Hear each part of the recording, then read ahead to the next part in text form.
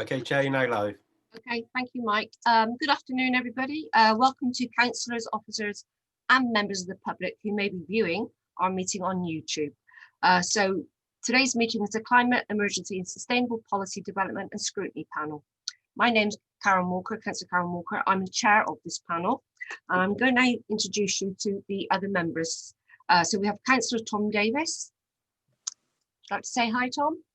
Hello, everyone.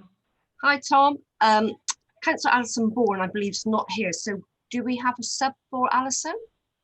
Matt, thank you. Welcome. Hello. Councillor Shelley Bromley. Hello. Hello, Shelley. Councillor Sue Craig. Hello. Hi, Sue. Councillor Joel Hurst. Hiya. Hi, Joel. Councillor Grant Johnson. Hello. Hello. And Dr. Kumar. So Dr. Kumar might join us in a bit. I got no apologies from him. So also, officers also with us today is, I've got David Trethewey, but I can't see David either in the lineup here. So David is the Director of Partnership of Corporate Services. We also have Chris Major, who's Assistant Director of Highways, Transport, Environmental Services, joining us this afternoon as well. And we've got Simon de Beer, Head of Planning, and Michaela Gay, Democratic Services Officer. So welcome to everybody. Chair, Yeah. I'm here as well. Sorry, Lisa, I do apologize. Your name's not down on the list. No, it is. Hello, what are you up to? Good afternoon, everyone. Welcome, Lisa. So can I remind all members and officers to keep the noise to a minimum? I'm going to apologise straight away because I have builders in the garden next to me, so we may hear some disturbance. So I do apologise about that before we start. So please remind everybody not to speak over anybody else and to mute your microphones when not speaking. But if you do wish to speak, use the chat facility MIS, and that would be lovely. Thank you. Right, okay. So if a member of our panel has to leave, please let me know by using the chat facility. And if you return again, just let me know, just so that we know where we are. Lovely. So we are now going to move on. We've got no emergency evacuation. I hope you all know your own layout of your own houses so you can run. There's a fire. So right, apologies for absence of substitutes. So Alison has given an apology and we have got Matt who's standing in her place. So thank you for that, Matt. So do we have any declarations of interest on any of the items? Matt? Yeah, sorry, on item 10, the tree and woodland update, 3.5, just down there, it talks about more trees for Baines. The plot of land they've chosen is on my land. Okay. Thank you for updating us on that. No financial interest, but it's my land. So anybody else with any declarations of interest? No? Lovely. So we can move on. So urgent business agreed by the chair. There is none. So we're now going to go on to public statements. So I'd like to welcome David Redgewell if he wishes to make his statement. Yeah, thank you very much, Chair. Just want to raise really looking at climate change emergency in Bath and what the surrounding area. Then you look at what the biggest number of journey trips are in the city and across the city, and that's the school runs really.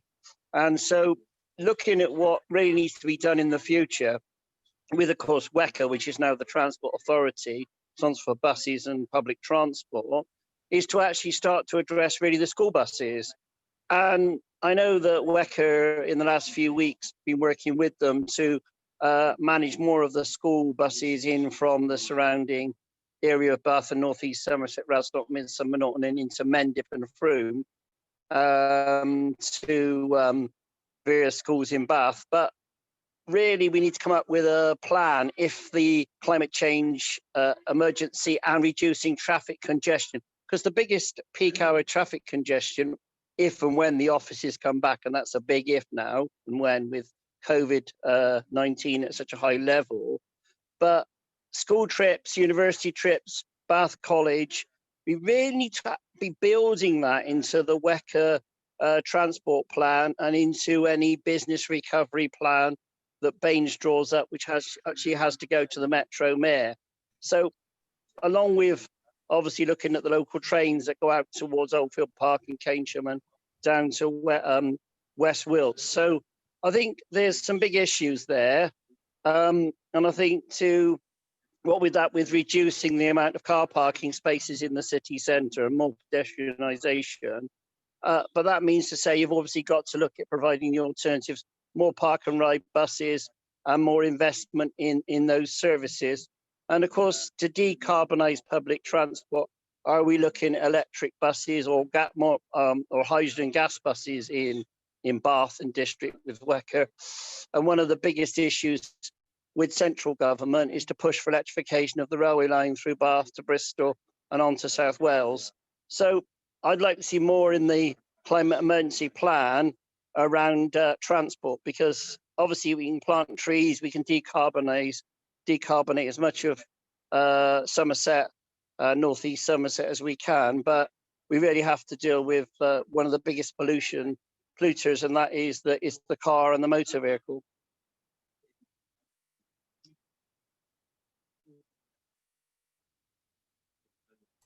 Thank you, David. Does anybody have any questions for David?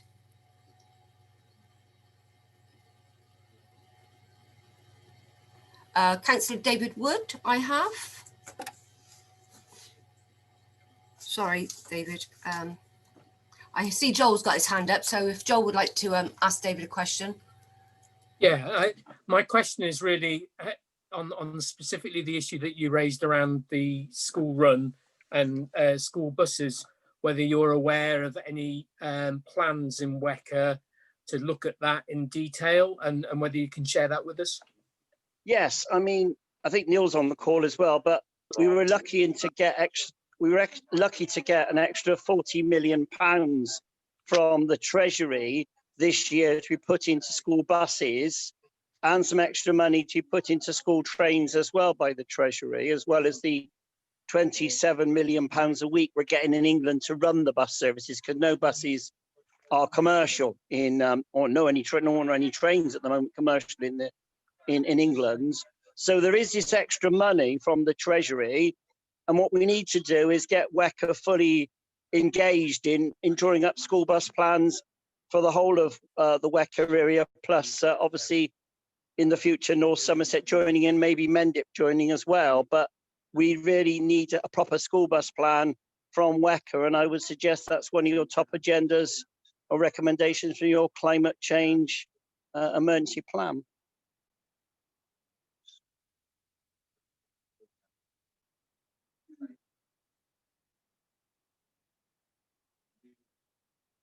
Is that good?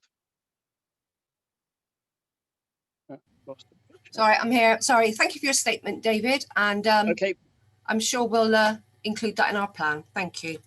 Thank you.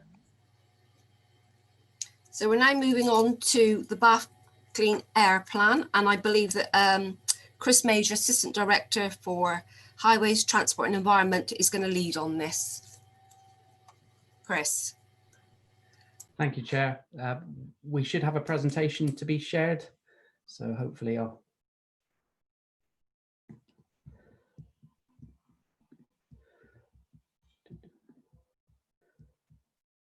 So please bear with us. And also just to remind members, that presentation was set out in a second email with an update. So if you've got that one, but I'm sure Chris will have it on his slides. Please bear with us. I'm just sharing my screen. Excellent. Perfect. Hopefully you can all see that now. Brilliant. Thank you. Okay, just a very quick update on the Bath Clean Air Zone. Just going to run through the feasibility study, funding packages, obviously impact of COVID, the infrastructure delivery and the mitigations and some next steps. So a quick run through where we are to date. As always, when we talk about the Clean Air Zone, as you know, we always start with the reasons why we're doing this. And it's really key to remember air quality is a massive health risk for residents of Bath and North East Somerset. It has whole life impacts from the very youngest to the oldest people, and particularly, again, as we've touched on before, the impact of COVID and the link through with air quality that's becoming more and more clear as we go forward. It's really important that we understand that the limits for nitrogen dioxide were being exceeded in Bath and North East Somerset, particularly in the city of Bath, and that was predicted to continue until 2025 if we didn't do anything. We were directed to achieve compliance, and the key bit is to remember it was in the shortest possible time and by 2021 at the latest. We've now spent time with central government developing the final full business case, and this is sort of a review of that process, that we're up to date and aware of where we are. Obviously, COVID, again, to touch on it again, has had an impact. We were due to go live with the Clean Air Zone in November. Due to COVID, that has been delayed slightly, and we'll be looking for a date in the early part of next year. So where are we? Apologies. Where are we with the funding package? The overall funding package that we've received from central government is in line with the other cities. We're comfortable with the overall package that has been given to us, and as you can see from the slide you've had over the last week, the numbers that we've received are significant to help people adapt to the scheme as we go forward. There is also the underwriting within central government of the new burdens principle. So anything that isn't funded through this package, if there's additional costs going forward, central government have committed to underwrite them for us. We are slightly concerned for a small number of areas, particularly bus upgrades. Our funding package, as you'll see, we were awarded 1.5 million. We asked for around about 2.2 million. But we are working with the bus operators and with central government to try and work out how we can ensure that all buses are compliant for the scheme as we go forward. We're working with suppliers of those of the retrofit schemes to make sure that we can get the very best prices and reduce the shortfall in that area as we go forward. It is tight, but we will endeavour to make it work as we go forward. The operating income, as you see on the right hand side, there isn't going to be a large amount of revenue coming through from the scheme. But this scheme was never about making money. It's absolutely clear. This is about making sure that we achieve compliance and improving the air quality for all residents. That's where the package is, and that's where we intend to be at the end of the programme. We all saw the impact of COVID on traffic levels within the city, within our local areas, and they fell by around about 70% during the lockdown period. They're now back up to around about 90%, so 10% below where we expected to be as we go forward. We also know that the nitrogen dioxide concentrations are back up to where they were this time last year, and we are concerned about that, particularly as we know that there are more vehicles using the roads and people are using their cars more than public transport and similar. Another issue that we're slightly concerned about is the fact that the numbers of new registrations of vehicles have dropped. This is a concern for us. If people don't upgrade their vehicles in line with the expectations, that means there's more older vehicles on the road, and the older the vehicle, more likely it is to pollute, and that is a concern for us. So we are working to make sure that we understand the impact that will have. The last point really is just to confirm that central government are still committed for us to deliver this scheme. They do expect us to deliver as soon as possible next year, a scheme that continues our work on the Clean Air Zone and allows us to be compliant going forward. I'm sure you're all aware we did the work on the infrastructure. Queen Square last week was closed to traffic as we did some resurfacing work to finish that scheme off, and making sure that we can address the particular issue of Gay Street, where we have an exceedance within the air quality monitoring. That work's completed, and we are now working to make sure the traffic lights around that scheme work as well as can be expected to keep the flow of traffic to the most optimum level, whilst achieving compliance with air quality levels. Our ANPR cordon is going up quickly.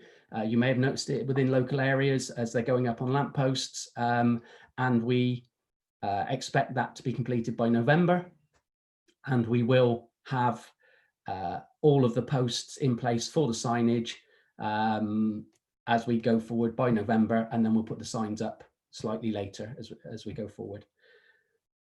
We do have a back office system to manage the entry into the zone and the payments that people will have to do if they have a non-compliant vehicle. We're working with central government to integrate into the .gov.uk pay portal, which many people will have seen and used as we've used it for other things within the country. And we will be continuing that work to make sure all the systems and all the integrations ready for the launch date, which is to be confirmed. We also will be working to launch a vehicle checker so people can understand whether or not their vehicle is compliant within Bath, and that will be again launched in the very near future. So mitigations, we're really keen to make sure that we can provide mitigations for people impacted by the clean air zone. We've touched on buses. We need to make sure our bus fleet are as clean as they can be. Achieve a fully compliant scheduled bus fleet is the outcome we're trying to achieve. We have a financial assistance scheme for businesses who are affected, making sure that we provide a funding package to allow them to upgrade their vehicle to compliant levels. That's a mixture of grants and loans at interest-free level, and hoping that we can bring forward that upgrade process for businesses as we go forward. We are doing some work around last mile infrastructure, trying to get people to use cargo bikes, trying to change vehicles to electric vehicles, local distribution hubs and similar as well, because the more vehicles that we can convert to more low polluting models, the better it is for the air quality overall, as you can imagine. There are also a number of elements of mitigation for those who are affected and cannot afford to upgrade their vehicle. So there will be means tested general exemptions to the financial assistance scheme, which is really, really important. We've particularly identified issues with community groups and charities who may be affected. We've been aware of these issues through our qualities impact assessment and understand that they have different needs, and some people have hard to replace vehicles as well, and we have to work through that to make sure the mitigations are in place.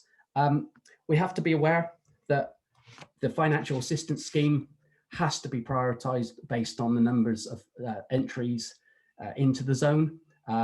We have been awarded around about £9 million, but again, that won't replace all of the vehicles, but it certainly gets us a long way down the road of improving the overall compliance of vehicles within the city. We've had over 600 applicants to date, which is really, really good news. And we are starting to go out to those individuals and businesses and add to their vehicles trackers so that we can understand how often and where they're going within the city, and then to give us that data to try and allocate funding accordingly. And it's really important that we do that. There has to be a prioritization process whenever we have funding, and those who pollute the most need to be upgraded first. And as we work through that process, other vehicles will then be upgraded at turn. understanding the hardship measure is key as well. It really does mean we need to identify where particular individuals fall out of the bottom of the means tested exemptions, so we can support them. Really key for us to do that. And that means we need to carry on talking to people, and we are doing through the normal channels that we've developed for the CAS.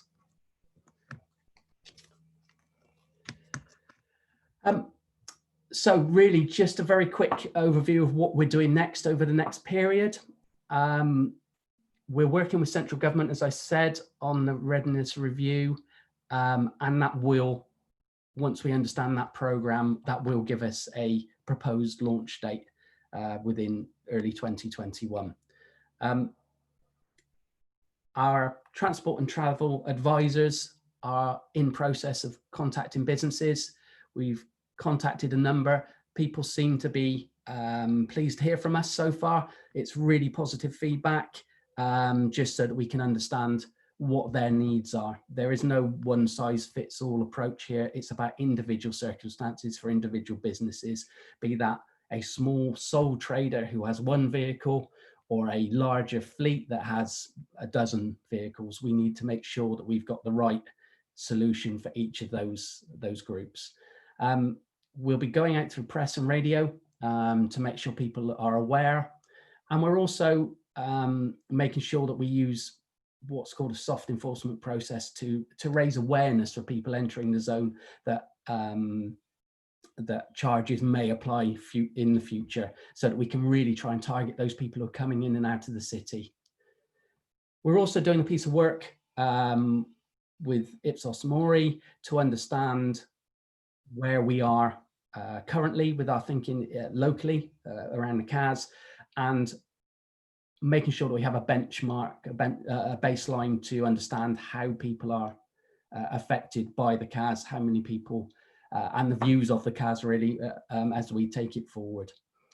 That's a really important piece for us. It builds on top of everything we have to date, which was very much around traffic levels, around air quality levels, etc. This is about understanding the view of the public around the scheme and how it's being delivered. So lots of work going on in the background as we take the CAS into the next stage. A very quick run through of what we've done to date. I'm happy to take any questions. So thank you. Okay, thank you, Chris. I do have quite a few councillors that wish to ask you some questions. So firstly, we're going to start with Lisa. Is Lisa with us? Yes, thank you, Chair.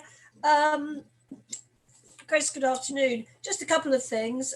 First of all, when you were reviewing and you commented that the levels had almost reached last year's levels, I think it was only 10% down.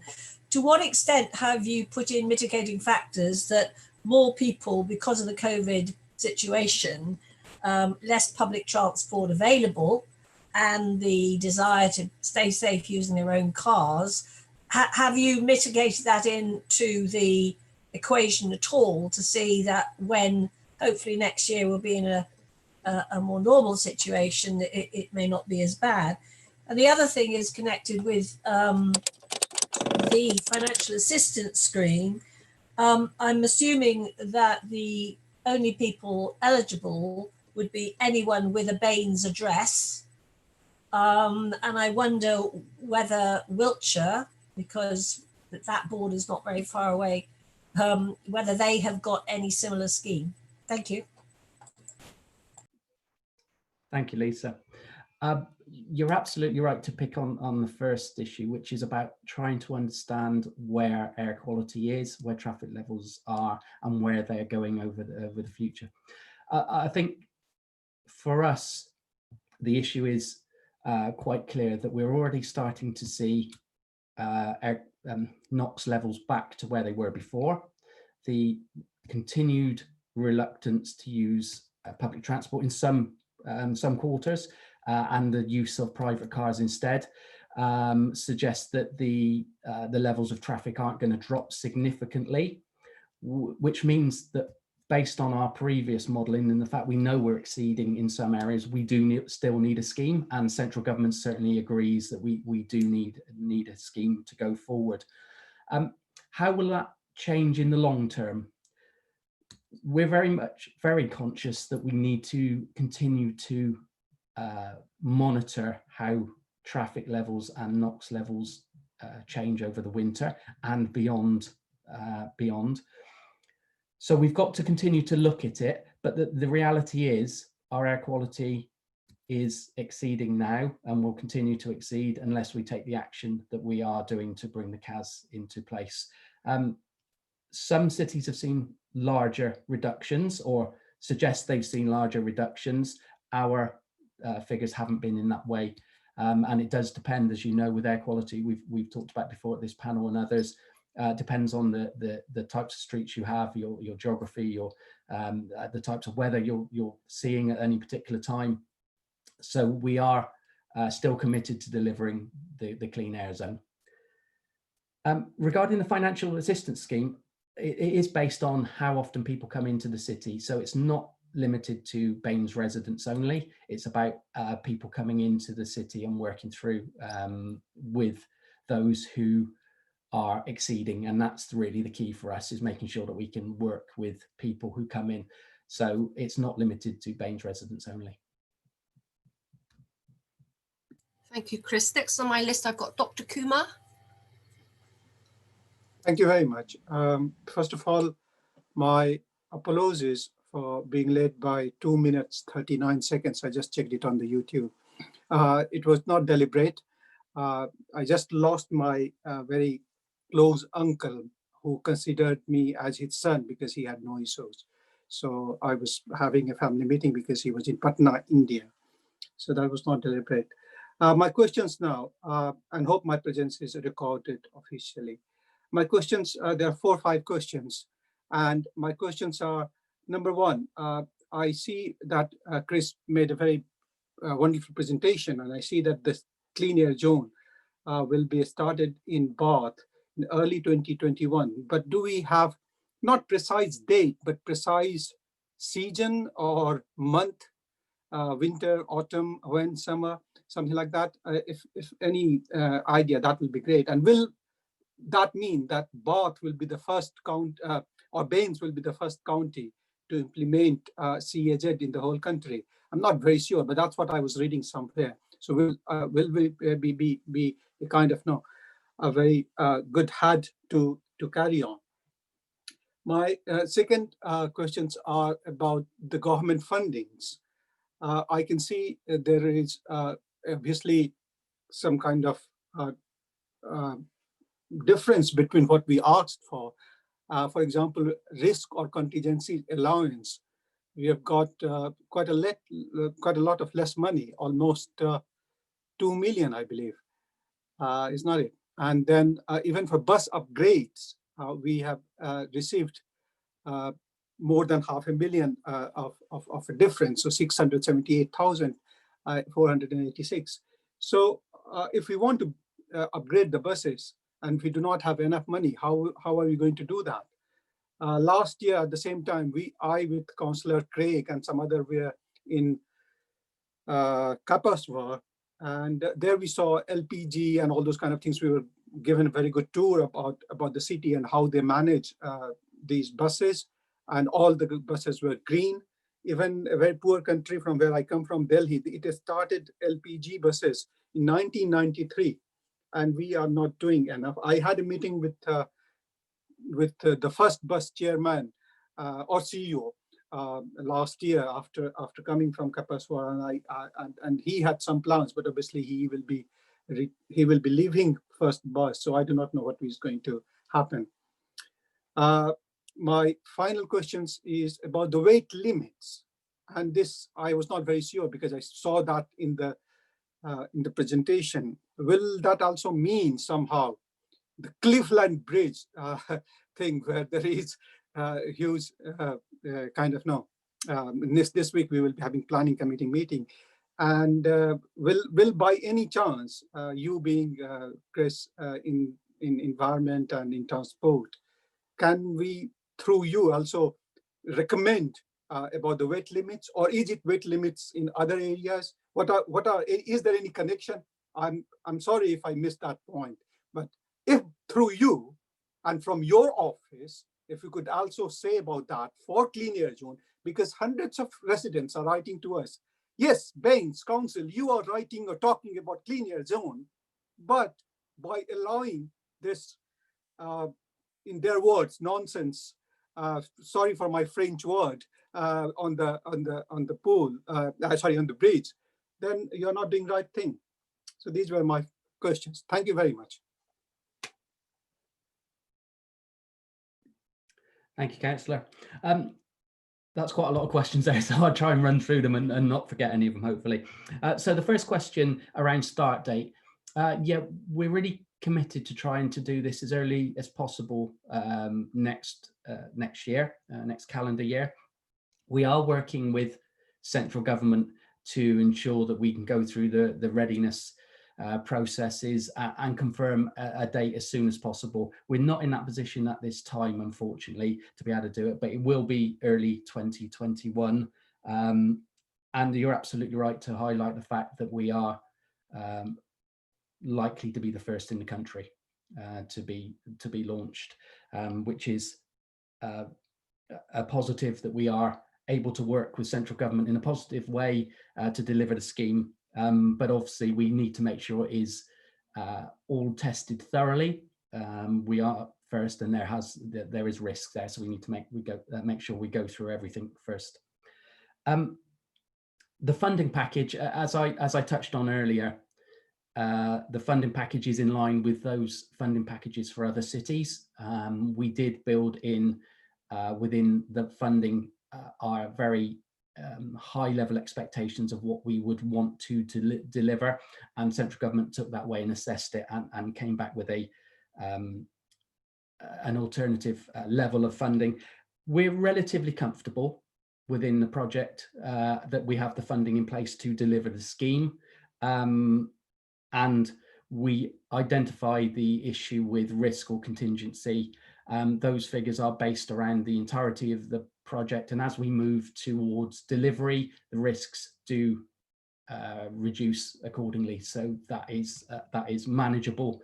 And as I touched on, we have talked with central government around the new burdens principle, which is if the funding isn't adequate to deliver the scheme, and the council's budget is not liable for any additional pressure from delivering this scheme. So we're relatively comfortable to take it forward at this time.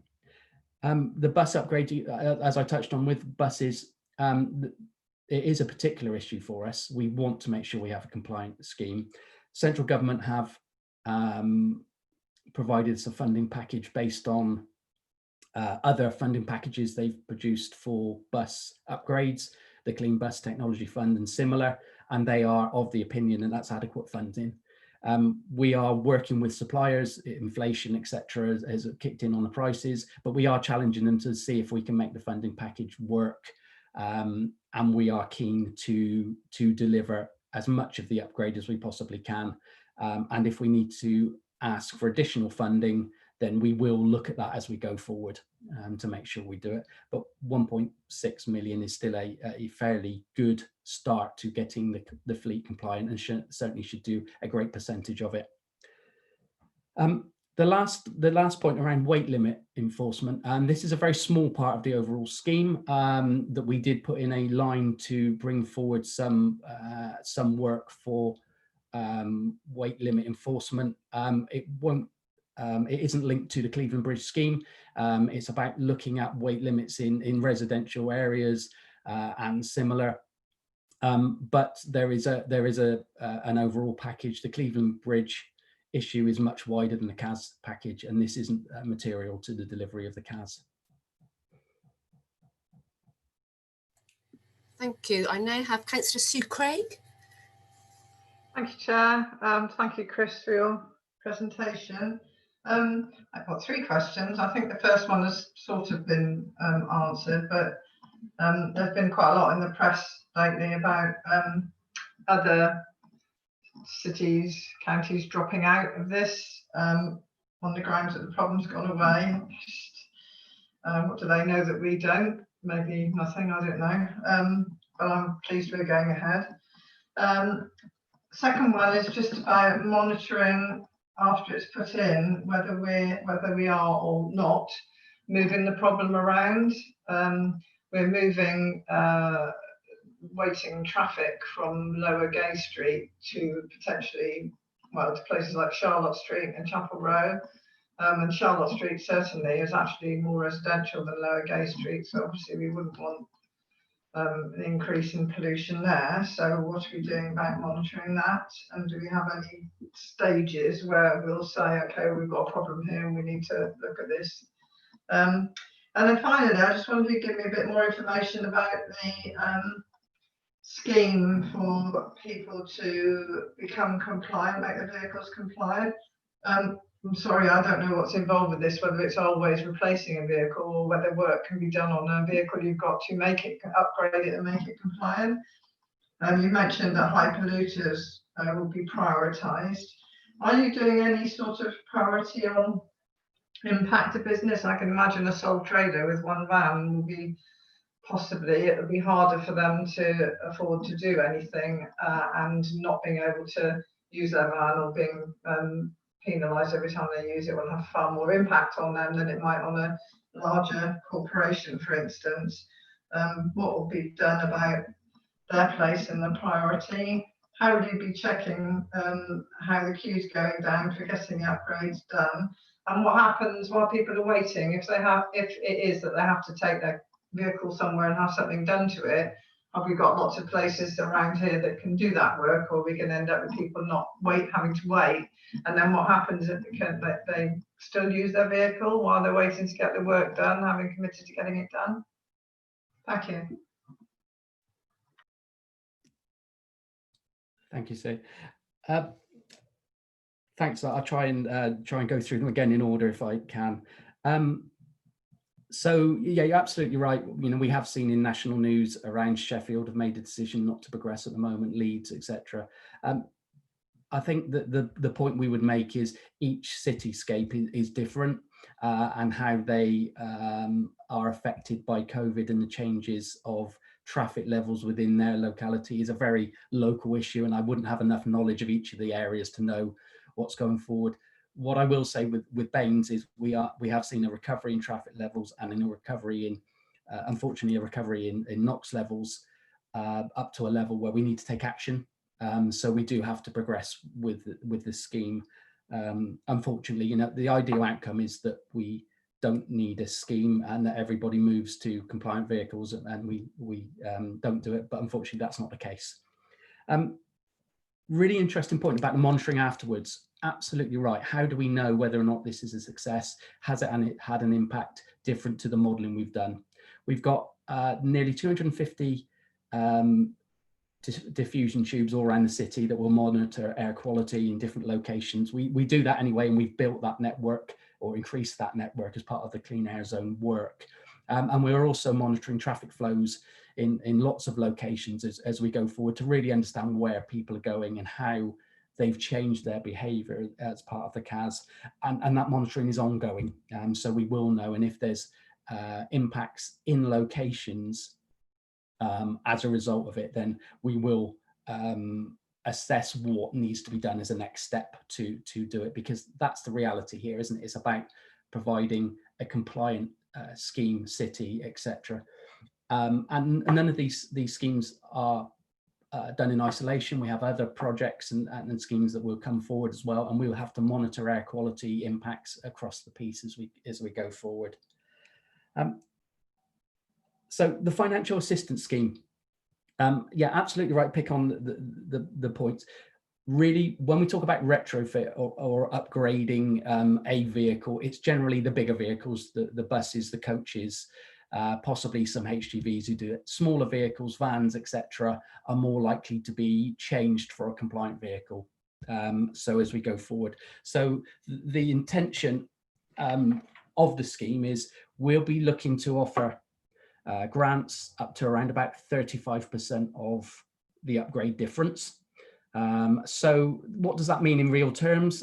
Somewhere in the region of sort of up to about £4,500 for a van or taxi, up to about 20,000 for a HGV, or 35,000 for a coach. That's the grant element of the upgrade.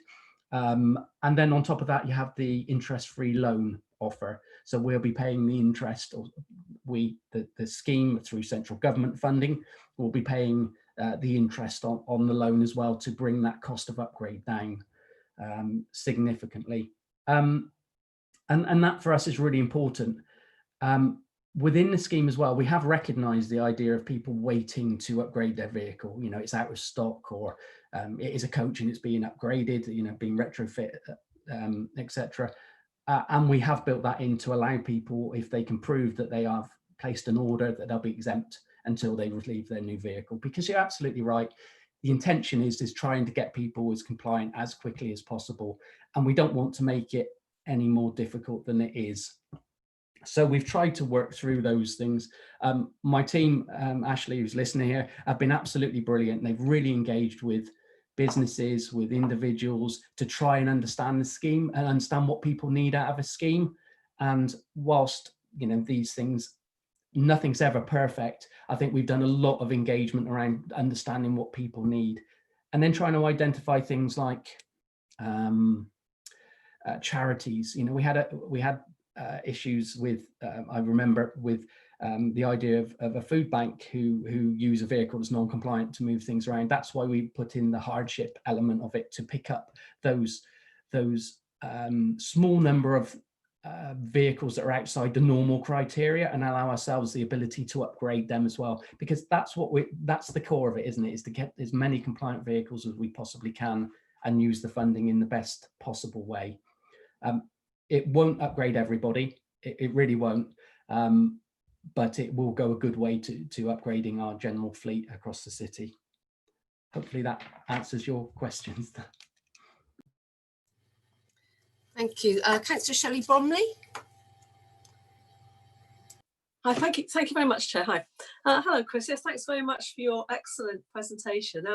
I've just got a question really about the last mile delivery, because I'm just like a bit sort of intrigued by that and how it's planned to work. Thank you, Shelley.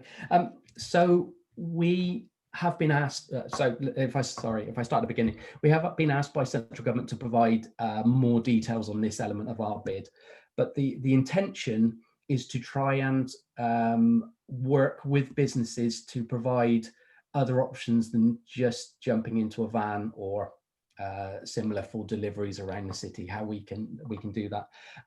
The bid for it is still being developed in fine detail, if I'm brutally honest with you. So we need to work through the options of how we can bring it forward and get that funding package secured with central government. I'm going to just touch very quickly and wonder if my colleague Ashley could take this question and just give any more detail. I wonder if he's able to just pick up for me, Ashley. Hi, Chris.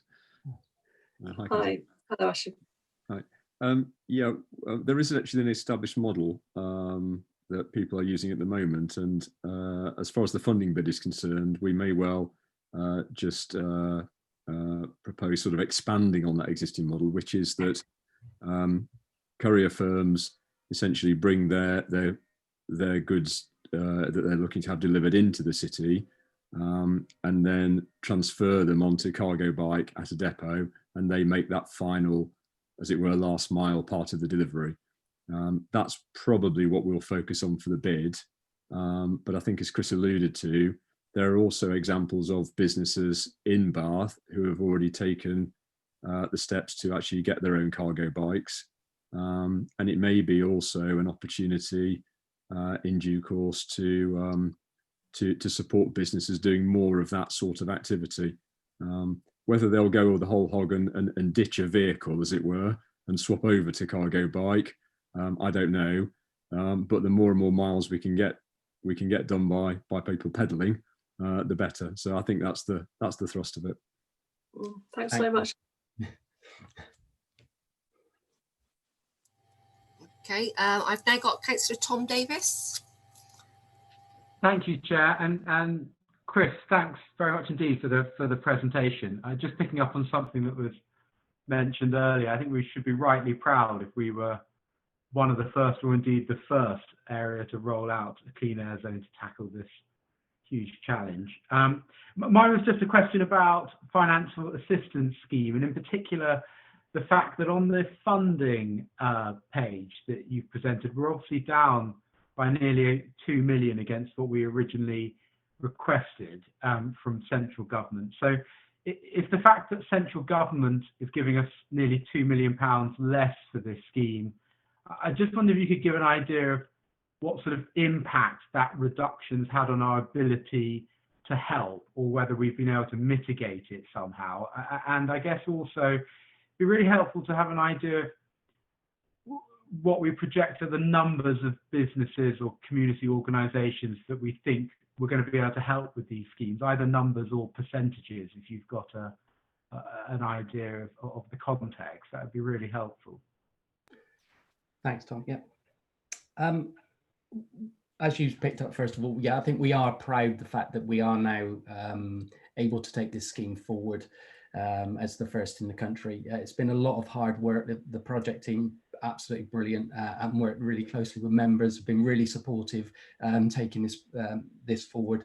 And we are pleased to see that we're going to bring forward a scheme to improve the air quality for all residents, and that for us is that health message, which is absolutely central to everything we do. Talking about the financial assistance scheme, rather than, I think what we're trying to do is phrase it in a way that rather than we haven't received 2 million, we have received 9.4 million. So what we're going to do is try and utilize that funding to upgrade the vehicles that we need to. We know from experience and talking to other authorities, Leeds particularly had difficulty getting people to take the money from them at times. They struggled to utilize their package through. So I think central government have given us a settlement that we can start to use. Now, numbers of vehicles that we need to upgrade. I am going to defer again to Ashley, who knows this off the top of his head with the numbers, if you don't mind, because he'll be able to give you a sort of an overview of what requests we've had and we need to upgrade as we go forward. Councillor, we've had, as Chris alluded to earlier, around 600 businesses already registered for the scheme. We are hoping, on the modelling suggests, it's important to recognise that because there is a contribution ultimately that people will need to make, there is a point at which you don't come into the zone frequently enough to make even upgrading your vehicle with support worthwhile. So if you take that into account, we reckon that there's around 2,500 vehicles that come in on a frequent basis who it's, as it were, worth upgrading with some support. And the plan is to get the money out to as many of those vehicles as we possibly can. It may be that with the maybe around 800, businesses and individuals that have registered for the scheme, bearing in mind that a number of those will have fleets of, a certain size, we may well already be in a really good place in terms of, having a list that we can work our way through of businesses and individuals to get that money out to. As Chris alluded to earlier, I know other authorities where it's just been very difficult to give money away. But with that pre-registration kind of idea that we've put on the website and keep talking about it like we have been for the past few months, plus we're going through the process with a telemarketing organisation that's based locally at the moment of ringing 8,500 to 9,000 businesses, I think it is, throughout the district. I'm fairly confident that we'll get the scheme out to as many people as possible. The challenge now is, those people actually taking up the funding and utilising it. So those are the sorts of numbers involved. I think we've made a good start at getting the people aware of the money. Hopefully, people will also take it up, and we can get that funding out there, get those vehicles upgraded, and achieve the kind of added benefit really of the clean air that also comes from those vehicles being upgraded, which is on top of the modelling that we've already allowed for, which is based on the natural upgrade rate. And again, it might help to offset what we expect to be the issue with COVID, that the upgrade rates are proved to be slower than we'd probably naturally hope for. So maybe a bit of an offsetting factor there as well. That's very helpful. Thank you. Thanks. Councillor Grant Johnson. I think Lisa was first, was she not? No, I've had my say, thanks. Yeah. Oh, you did you? Oh, sorry. My questions, primarily they were around the funding, which I think has been covered. And I was also interested to find out a bit more. I know you sort of touched upon it, but a bit more about the local distribution hubs. Where are these going to be situated to? How much is it going to cost to set them up?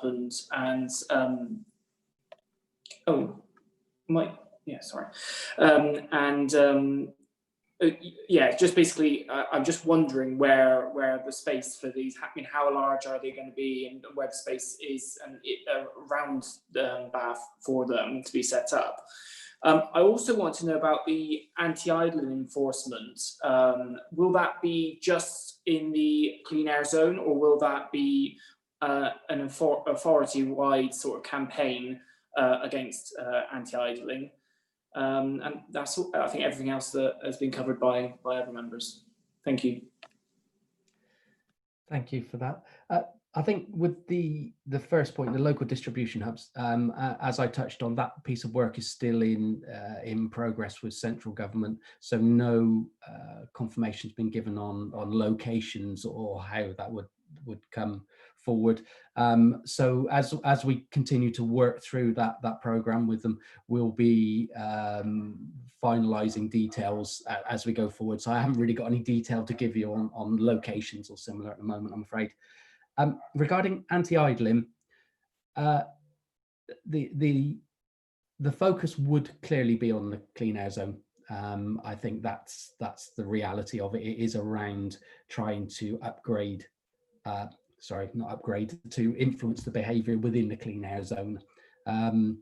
But there is clear links to the issues of air quality in the widest sense. We have the air quality issues in other locations, and that work could be used across the wider base as well, but it would be first and foremost focused within the clean air zone locations where we know we have issues with vehicles idling.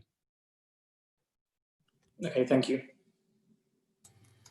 Councillor Joel Hurst. Thank you, Chair, and thank you, Chris, and to your team for working so hard in clearly difficult circumstances to move this forward. I had two questions really. One was around the money, and so I noticed that there are two elements where we didn't get funding at all: the car club and the delivery and servicing plans. And the third element where we're probably only getting 50% of the money that we asked for around the last mile delivery scheme. So I was wanting to kind of understand what level of impact either losing those two lines or only funding the third line by 50% of what we're asking will have on the total of the whole scheme. And then I also wanted to pick up on the issue that one of my colleagues had raised about the shunting of the traffic elsewhere. And I guess my anxiety, I was always slightly worried that the scheme was too small, and that whether we should have been looking at the whole of the city. And are we going to be monitoring traffic through my area and Odddown, traffic through Oldfield Park, the areas where people are going to maybe try and skip round the outside of the zone and create maybe congestion problems elsewhere in the city? Thank you. Thank you, Joel. That's yeah, absolutely. So touching on your first question about the money, we developed a bid, a business case for central government that set out all of our ambitions to deliver the scheme, and central government then assessed that against their own criteria. Like all of the other authorities, they did decide that some of the elements we proposed were not considered good value for them, and they choose not to fund them. So things like the car club, they didn't feel it offered value for money in a purely clean air perspective with a Class C CAS, which didn't affect private cars, for example. So that was, I suppose, their prerogative. We put the bid in, the best possible bid we felt that covered all of the elements. They chose not to give us the funding for some elements. We did fight, that's probably not the right word. We did negotiate with them over a long period of time to make sure that we developed the very best package of funding for Bath, and certainly we are in line with other authorities and levels of funding, but there is always some elements that drop away when you do a business case as wide as this. The second point about rat running and things, yeah, we're absolutely clear that we needed to assess this. From the very first presentation we gave on this, all the public consultations, we have identified the fact we need to make sure we can monitor what happens to traffic flow and then report back if anything's changing. So we do have, as I touched on with Sue, a number of traffic counters and air quality monitoring over the wider area so that we can understand what's happening with vehicles. And within the scheme itself, we do have very clearly identified within the potential revenue reinvestment reserve. So any funding that comes back in through the CAS, if we did generate any surplus, that would be put straight back into sustainable transport as a whole to try and further reduce the impact of vehicles and give people options of how they move around, because I think that's the key, isn't it? This is a Class C CAS. It won't affect private cars. So, there's no reason for cars to divert in any way at all. We're actively seeking to upgrade as many commercial vehicles, vans, etc., as we possibly can, which means they won't have to divert either. So they'll continue about their day-to-day business in exactly the same way. So the impacts should be smaller. And that's really the key point we take away from it, that we want to do it. But we know we need to keep an eye on it. We know we need to be reactive if something does occur, and we need to understand the core reason for that. If it's a particular business, then we need to work with that business to upgrade their vehicles. If it's a particular individual, we need to work with them to find the solution to give them the ability to go about their daily business, because we're not trying to prevent them from doing that. We're just trying to prevent the air quality in Baines continuing to exceed objective levels. Thank you. So last on my list, I have Councillor Matt McCabe. Chris, thanks. I just wanted to check on exemptions. I mean, you must have a clear sort of policy and process for allowing exemptions. I just wanted to check if somebody does feel they've fallen through the cracks and really they should be exempt. Is there a quick decision-making process whereby, if they're going in every day, coming into town, that they can get a quick decision on whether they can be exempt or whether they need to keep paying or upgrade their vehicle? Thank you for that. That's a really good question. The exemptions for the zone are a mixture of national exemptions that come out of the central government scheme and local exemptions that we've identified to make the scheme work. If a vehicle is part of the national exemptions, it should automatically be able to come in. It's a national set of national databases that will pick up whether or not they are exempt. Within the local element, they will be able to contact us. There'll be an application process very similar to how you get a parking permit for lack of a better explanation, so that they'll be able to apply through and will be able to make a decision relatively quickly whether or not that vehicle is exempt or not exempt. It should be relatively simple, and it should be relatively easy for those who are exempt to be able to provide us with the evidence of why they are exempt, because it's probably a specialized vehicle of some type or similar, and we'll be able to work with them to find a solution for that. Thank you. Thank you. So thank you, Chris, for your presentation, and to Ashley also for answering so many questions. So on the recommendation 2.1 is to ask the panel to note the progress set out in the presentation. So are we all in agreement to note the report and presentation? So we just have a quick show of hands. Yeah, that's lovely. Wonderful. Thank you, Chris, and thank you, Ashley.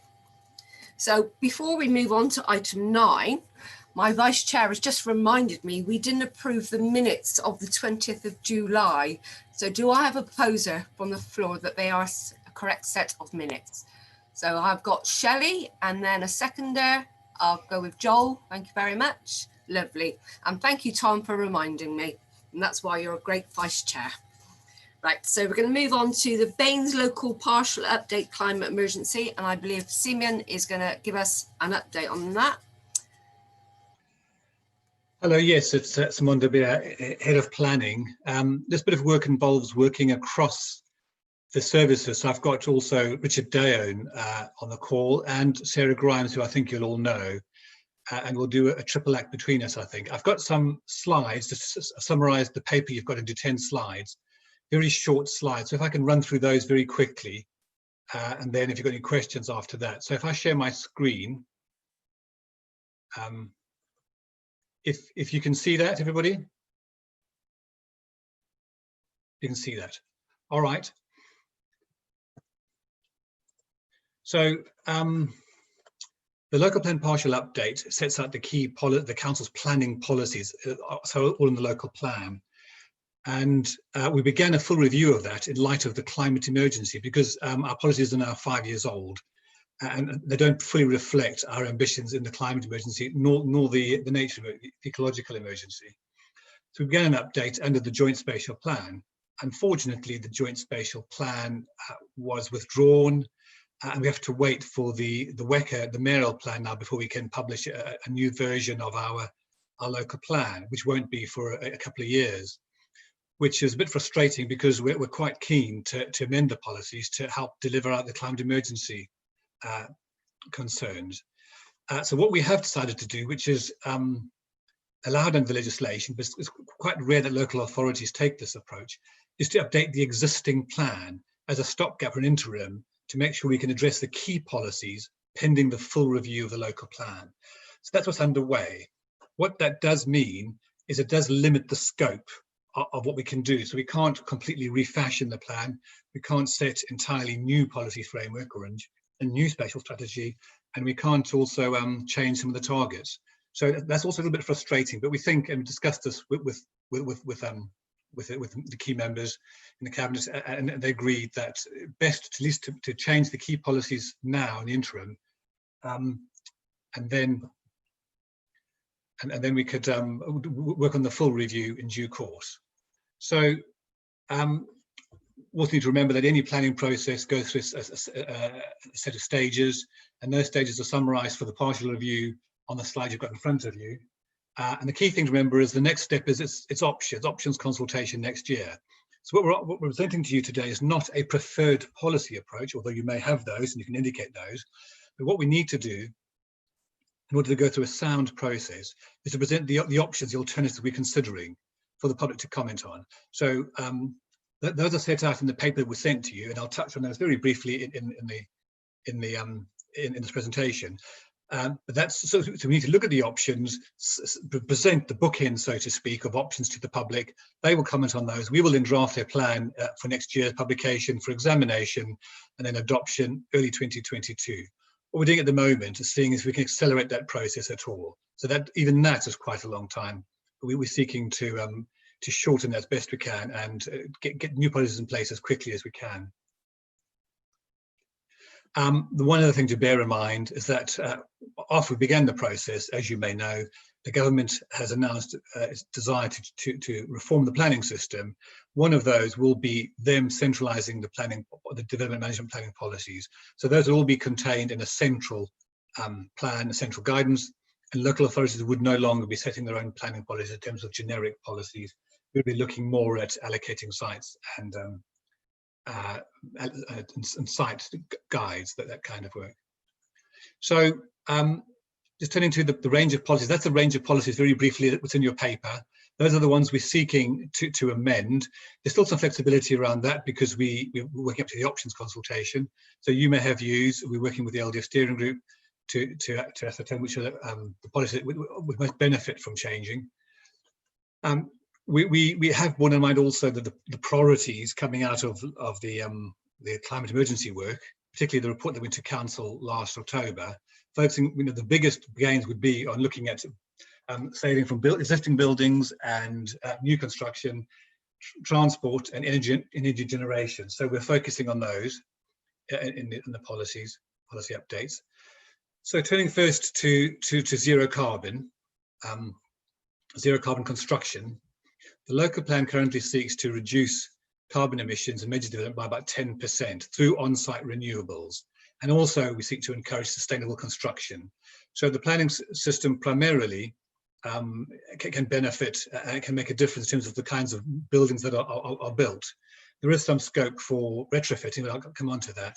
So this is important because it does affect the nature and the quality of new buildings, although they are, to be fair, quite a small proportion of the existing building stock that we do have, but still it's worth making sure that any new buildings do meet certain standards. We managed to increase that figure, that carbon emissions reduction, to nearly 20% through supporting documents, so the planning, the sustainable construction checklist. But we do need to bear in mind that the government also has views on sustainable construction and the future home standard, and developed good issues around viability. So what we're going to do is suggest for the local plan for the consultation is it all depends on how far the government seeks to control this.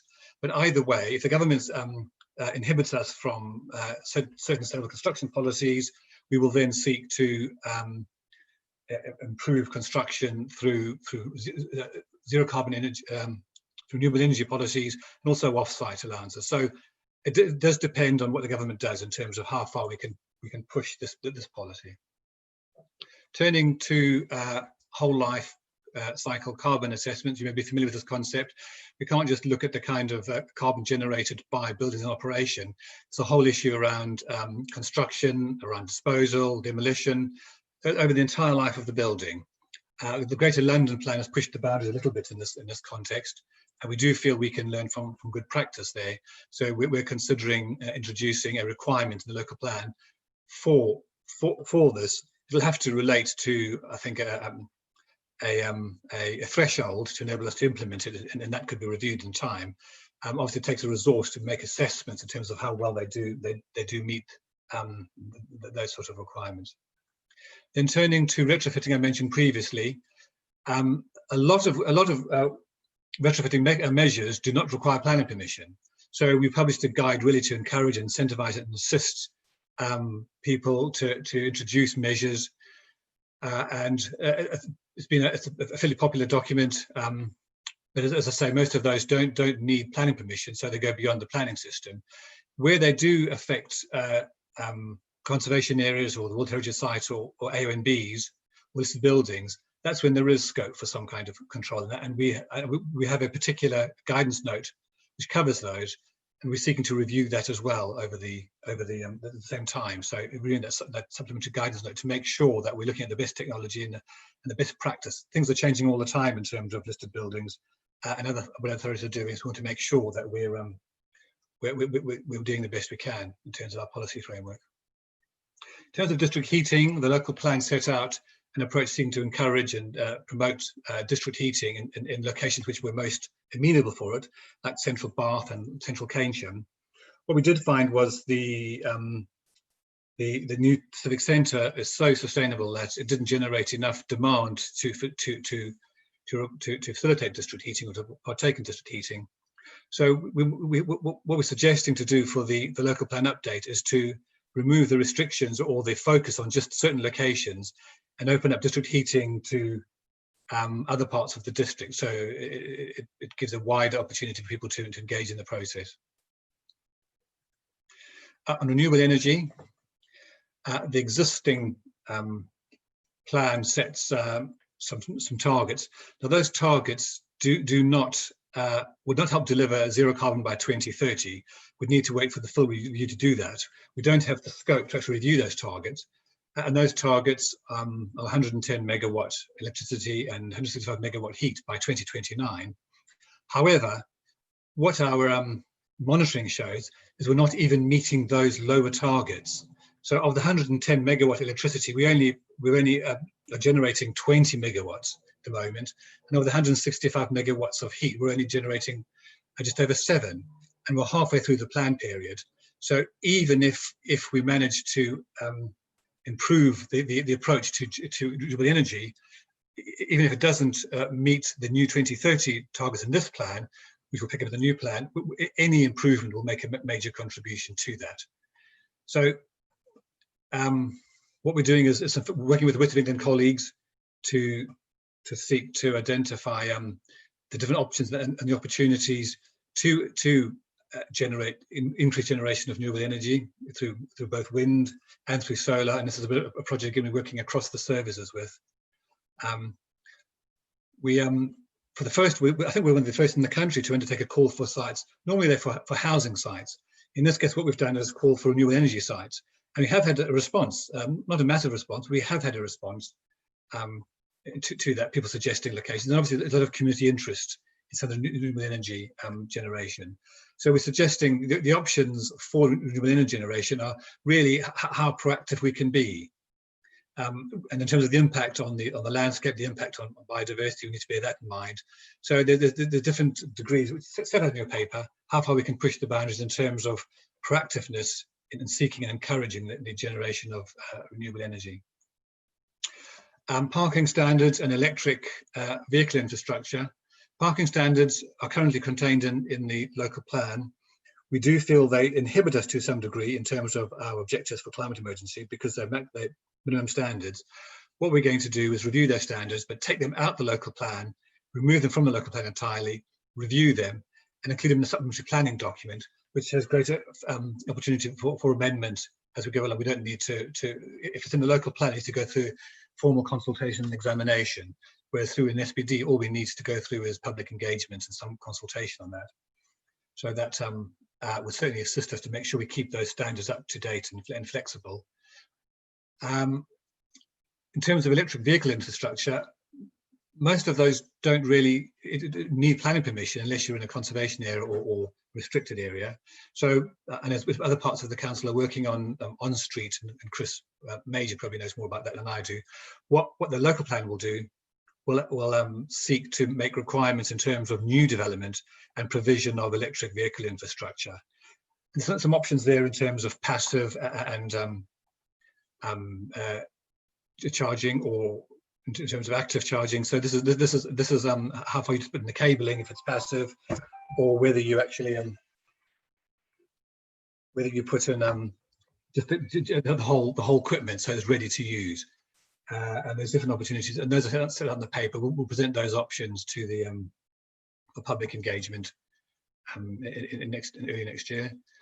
And then there's a number of other policies we haven't gone into detail on. So things like the location of new development, thinking particularly of transport being one of the key generators of carbon emissions, space for local food growing, making sure we're looking at flooding and reducing the risk of flooding where we put new development, we mitigate and ensure any development is resilient to flooding, including sustainable drainage systems, making sure we meet our new targets for biodiversity net gain, and certainly in terms of master planning and site plan, and making sure that development that does come forward, as far as the council's concerned, this is particularly something which we pick up in the new planning system, is to make sure that what we propose and allocate really is pushing the boundaries as far as we possibly can in terms of sustainable construction and all the other kind of measures which we've been discussing today in the partial update. And then just lastly to say, we're not going to wait until we've got the policies in place. In light of the climate emergency declaration, we've reviewed the existing plan in terms of what policies we've got. and seeking to make sure that in terms of planning applications in the meanwhile, we will bear in mind and take as strongly as we can in material consideration the climate emergency declaration and the things we can do in terms of existing applications. So we've got to use existing policies because that's what the system requires, but we can certainly look at the objectives of climate emergency and our renewable energy targets and bear that in mind in terms of the planning applications we're considering at the moment. So unless there's anything else, colleagues wanting to add to that, if you've got any questions, we'll see if we can field those between the three of us. Thank you, Simeon. We have 5 people that wish to ask you some questions. So we're going to start with Councillor Joel Hurst. Thank you, and thank you, Simone, for I think the opportunity of doing what sounds like an unusual thing to do, to make an amendment to the plan. So I really welcome the fact that you've gone down that route, and I really also welcome the approach of trying to push the boundaries as far as you can to kind of address the climate emergency challenges that we're facing. So I appreciate that. I had a couple of specific questions I wanted to kind of drill into a little bit. So one was around the electric vehicle piece, and there was a comment in paragraph, I think 324, about it was flagging a concern about whether we've actually got a challenge with Western Power around being able to cope with an explosion or a growth in electric vehicles. And so I was kind of wanting to understand, are we taking urgent action to kind of have conversations with Western Power to address that issue and to try and see what we can do to support them to kind of make the changes that may be required to moving us forward?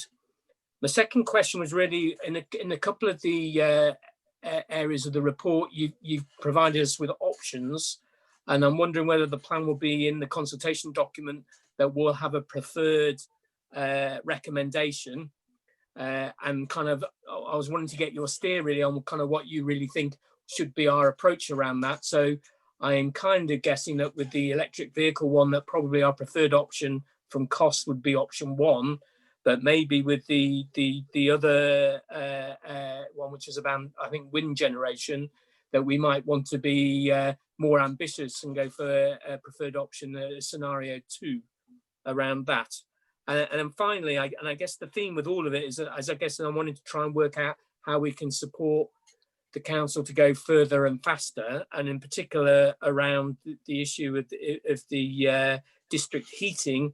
Whereas are there opportunities to kind of, as well as a new build, to be looking at existing infrastructure where particularly we've got proximity of schools to areas which maybe have got challenges around fuel poverty, to kind of be looking at developing schemes within the existing infrastructure rather than the new builds. Thank you very much. Thank you, Joel. The one question I can pick up straight away is the one about the options. And certainly if we feel strongly as a council that we have a preferred option, we can express that in the consultation, saying this is our preferred option, but there are other options. We can present those for views. And I think it's quite helpful because people can see which direction we're going in. And there's benefits of both. So for instance, on the electrical vehicle one you mentioned, you would think 100% would be our preferred option, but there is some benefit in terms of viability to look at option 2. And also it may be easier to undertake that option and to deliver that one than option 1, because option 1 obviously takes you all the way to providing the full infrastructure, the very start of the process. In terms of the other question, the Western Power one, I don't know whether Richard or Sarah know anything about our conversations with Western Power. Yeah, I can probably speak to that. Thank you, Simon.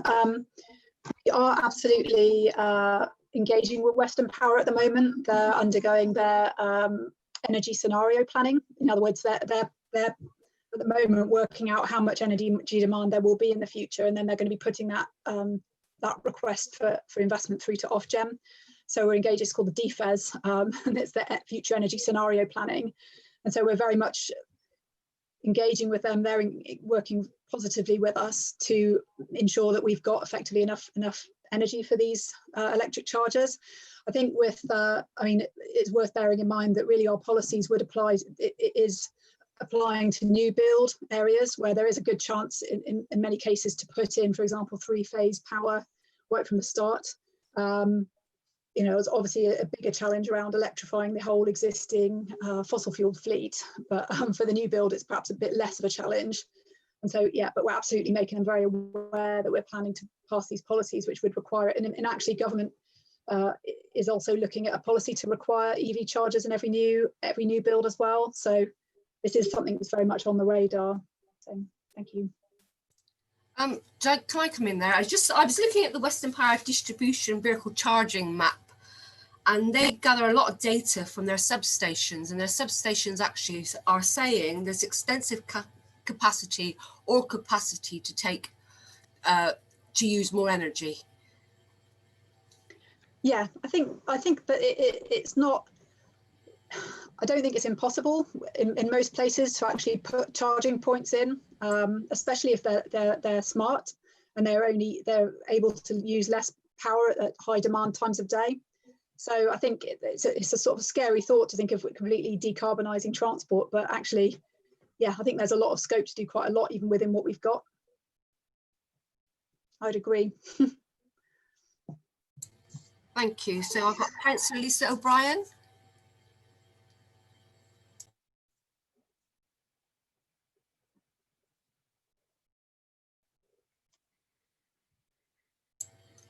I've got next on my list, Councillor Lisa O'Brien. Oh, sorry, Sarah, did you just want to say something? Sorry, yes, I was just going to pick up on Councillor Hurst's question about district heating.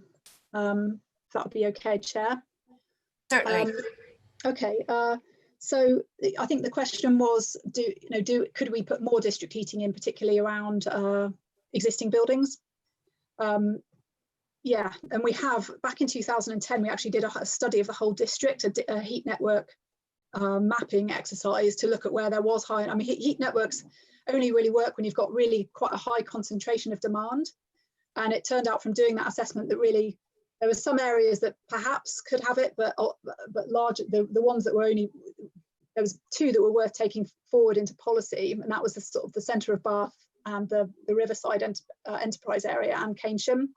So we do have district heating opportunity areas. So certainly if you're considering a large new development, which has a mixed demand profile, so there's some businesses and maybe a leisure centre and maybe some sort of high density housing, then it's well worth looking at. But it's actually quite a costly way to decarbonise heat in most existing areas that aren't particularly high density. So for those, in terms of decarbonising heat, we'd be looking at something more like electrification of heat through air source heat pumps or other technologies like that. But yeah, we've done an extensive research on that, because we thought that, yeah, we'd be well worth looking, like you say, to see what we could do, especially in areas that might really need a source of decarbonised heat. Right, Chair, sorry, thank you. All right. Simon, there's an area, I mean, we have passed climate emergency and also a biodiversity emergency declaration. And one thing that might seem a very small thing, but I think cumulatively it could add up to a very great deal, is about grass. Grass plays its part in absorbing carbon dioxide and giving oxygen out in its place. And yet, certainly in Keynsham, and I'm sure all around the area, private residencies are tarmacking over or black plastic and graveling over their front lawns, etc., to create parking areas. And by doing so, they are increasing the risk of localized flooding, because too much of our landscape is covered in tarmac and it can't absorb water. And also from a biodiverse perspective, we're taking away a source for creatures, etc. Has anyone ever thought about introducing more specific requirements for private parking? I understand that public parking needs hard standing, but the use of gleating, is it called, which can use grass but it's not, it still allows for permeability. And I think that it's something that perhaps we could, because it's not even a planning thing, it just goes through our highways and traffic department. Someone makes an application, it costs them £132. They get permission and they tarmac over a piece of lawn, which could be actively, beneficially contributing to defeating climate emergency. Thank you. I think it's a very fair point, and understand the big impact and the concern it causes. As you say, it's one of those issues which doesn't goes past the planning system because we don't have powers to control it. But there's something we can work across the services with. So it's an educational thing, working with the communities, and there's a strong sense of goodwill in the community, as you know, as a council, people who are wanting to do the right thing. And possibly it's something that we could introduce in our retrofitting SPT, some guidance in terms of what's available, the benefits of doing something differently rather than just paving over the gardens, and they can do differently. So it's an option, there's more in terms of that kind of guidance or encouragement rather than restrictions and controls. Is there anything as a Estonia planning permission?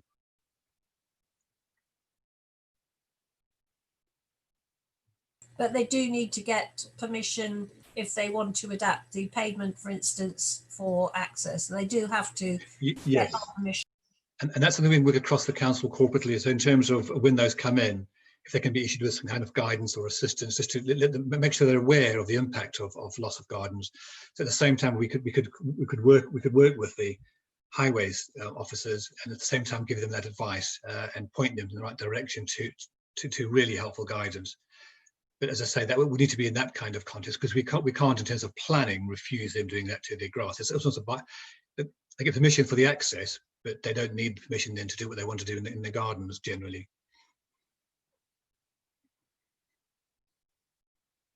Thank you, Lisa. Councillor Tom Davis. Thank you, Chair. Stephen, thank you for this. This is a really interesting, well, not only an interesting paper, but a really interesting and impactful topic. And I would commend, I'd echo what Joel said earlier, I'd commend the fact that we're doing this partial update, given the impact that this can have.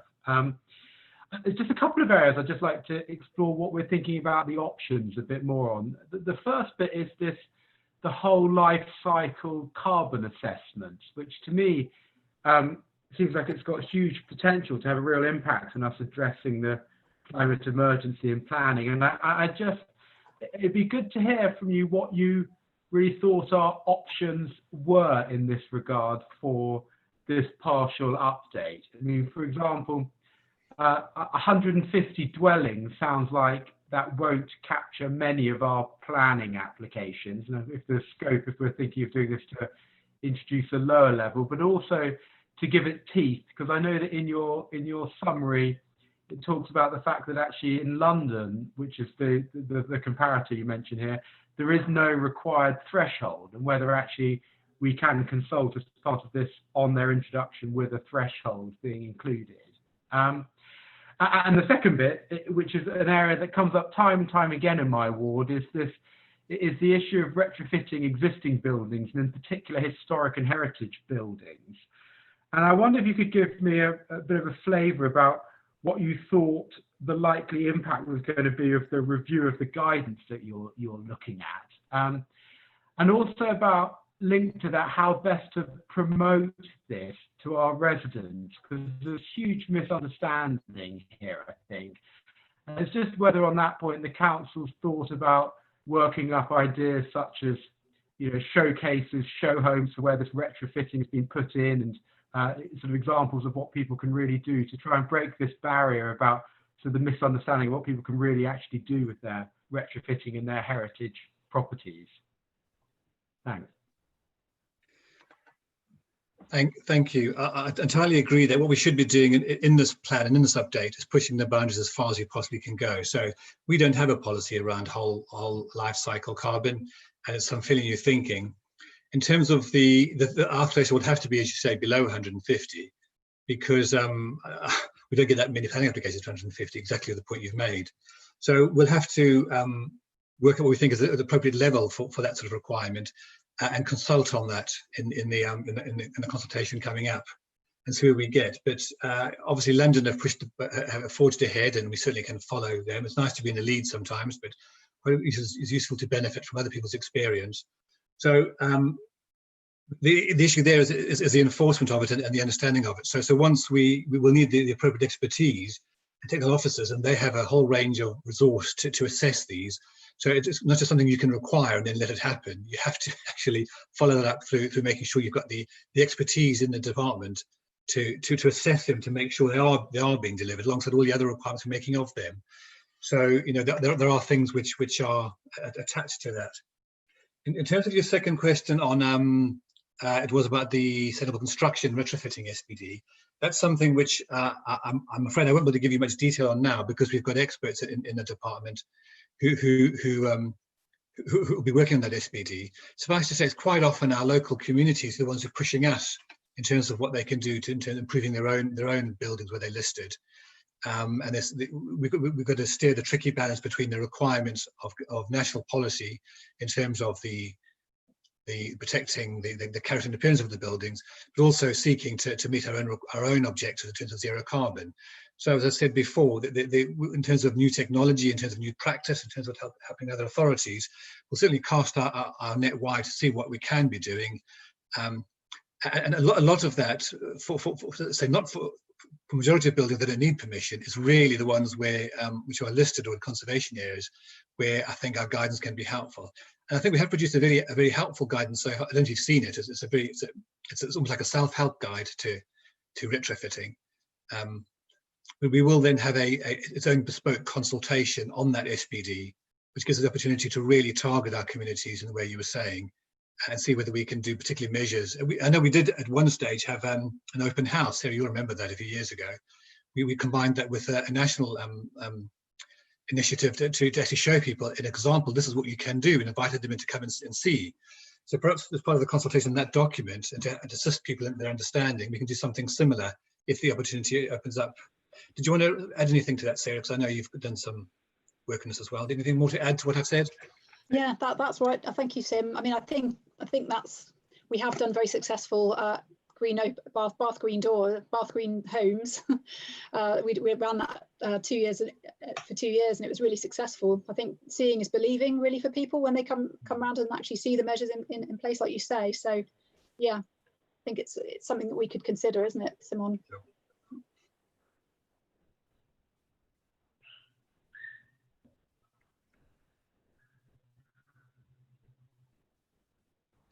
With any more questions, Karen? We'll have Councillor Sue Craig.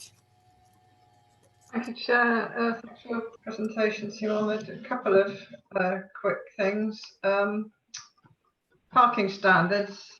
Are we going to be doing anything about mandating for car club spaces or shared car spaces on site, especially sites where co-living or build to rent flats where the expectation is that less people will have cars? It would be good if we could require that developers have to provide a number of these, or I don't know whether S106 for providing them on the road. So yeah, we're looking at that.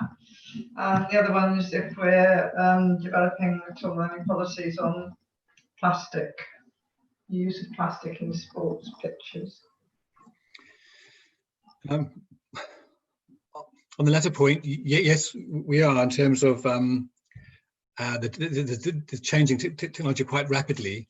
And that is one of the areas we've looked at. I'm not quite sure how far we can go with that, and maybe I don't know if Richard, whether you're more knowledgeable than I am on that one, and also whether you can pick up the one on the parking and the car clubs. Richard, are you able to? Is that unfair to drop that on you? No, that's fine, Simon. In terms of the plastic in sports pitches, as Simon said, technology is moving on apace there. But yes, we are going to look at that through the partial update. But it really depends on what degree, I suppose, of planning control is available to us. It only becomes a planning issue where, in effect, it's an operation that requires planning permission. But I think in terms of the replacement of pitches, it does become an engineering operation, and therefore would be subject to planning control. So therefore, yes, we do need to look at the, how the policy could enable or require the more up-to-date solutions in terms of, things like the 4 and even the 5G pitches. In terms of the parking standards, yes, again, we are working closely with colleagues in transportation on reviewing the parking standards. And yes, I think it is likely that we will be at the very least encouraging and possibly mandating, as you're suggesting, car club spaces in co-living schemes and obviously the more sustainable locations close to the city centre, because it's a, that is an obvious solution, both in terms of driving down car use, but also, saving space that doesn't need to be there for parking spaces. Okay, thank you. I've now got Councillor Shelley Bromley. Thank you, Chair. Thank you, Simon, for an excellent presentation. Just going on again about the electric vehicle infrastructure, I was just thinking about the development of self-charging batteries, which is quite an interesting development. And I just wonder if this will really help us and prevent us having to spend a lot of money building this infrastructure really over the next few years. I don't know how far advanced these batteries are really. Things are moving so quickly, aren't they? And even beyond my ability to keep up sometimes. Sarah, Richard, have you heard anything more recent about self-charging batteries? I haven't picked up on that one in particular in terms of the kind of thing we'd require or we could use in planning policy requirements. I haven't. It's more likely that Sarah has, I suspect. Sorry, Sarah. Yeah, not particularly. Yeah, is it self-charging in terms of? I was just wondering if Councillor Bromley, is it self-charging in terms of regenerative braking from the engine that you've heard about, or? Good, oh goodness, we are going away. African or European swallow. It's just something I was reading about. There's obviously, if you've got your battery and it'll, in some ways, whether it uses solar energy or I don't really know, but I was just thinking, maybe that's something that could save us having to outlay vast amounts of money on this infrastructure. I don't know how imminent they are going to be brought in, if they're very expensive. So I don't know. So maybe it's more just something for us to maybe think about as a factor that could help us really, as much as anything. And take that away and certainly look into what the technology is there. Thank you. Thank you. Sorry, Matt, did you just want to come in on that? Just on that, I don't know whether it refers to sort of home batteries where you charge them up through solar or wind and then they release the power at night, which can be quite big. And if they require structures on the side of houses, is planning going to get in the way of that, or can planning assist that? Where you have to put structures. If you think an air source heat pump sits on the side of a building, a battery sometimes is not necessarily weatherproof, and we don't want to be in a situation where planning is hindering domestic batteries. So in terms of new development, that could be built into the requirements of new development as an option. In terms of existing and adding those to existing properties, quite a lot. The government's increasing the amount of permitted development rights people have. So quite a lot are permitted anyway. Obviously, things are slightly different in conservation as listed buildings, but certainly for the vast majority of buildings, I can imagine a lot of things like this would be permitted development. So planning probably wouldn't get in the way. Obviously, I don't know because we haven't had any proposals for any yet, but. And I believe, Matt, you've got a question. Oh, yes. Thank you, Chair. Solar panels in roofs, you didn't mention the green belt, so we're assuming we're supportive of solar panels in the green belt if it isn't AONB or conservation area, etc. That's on the solar panels. On wind, is it worth putting something in to say we're supportive of experimental? At the moment, we're looking for sites for big turbines, but I know that as I've said before, I think the universities are always trying to come up with new designs, and they obviously need to be able to test these. And say if Bath University struggles to be able to find sites to test new designs of turbines, is there any? Can we list those as in terms of temporary structures in the greenbelt, that they'd be permitted. And also HMO. I know you're updating the HMO stuff, and for the other members of the committee, we got a test case. I mean, we can't. I mean, I won't talk about it. We've got a test case on Wednesday. The council did some work about sustainable transport to schools, and up to 2 kilometres was the optimum distance for people to walk.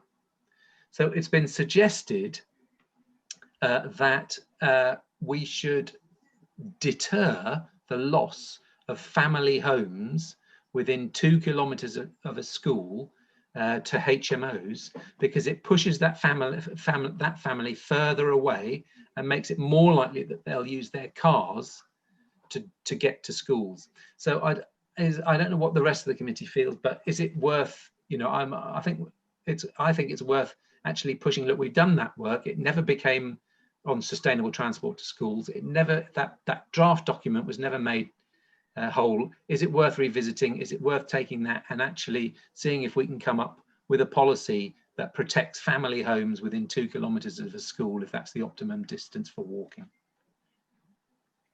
So no biggie. I think the benefits of an options consultation is you can push the boat out quite far. Obviously, we need to make sure that anything we do was in planning control. We can't be proposing things which we can't control or that doesn't fall within planning control. And the SVD seeks to set out the approach to HMOs and loss of family homes. But I think something like that, perhaps we can see if we can float that one, so to speak, as part of the consultation on the SVD and the local planners, and see where we get to. And that can then possibly, if it all goes according to plan, become part of the plan.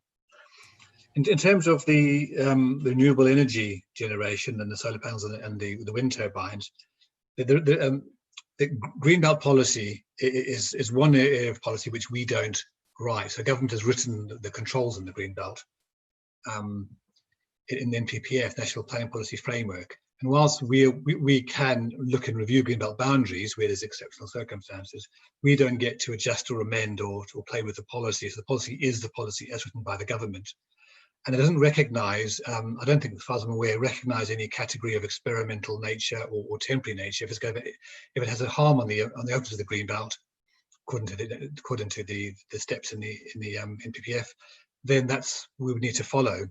We don't have that scope to adjust the policy wording and the policy approach in Greenbelts.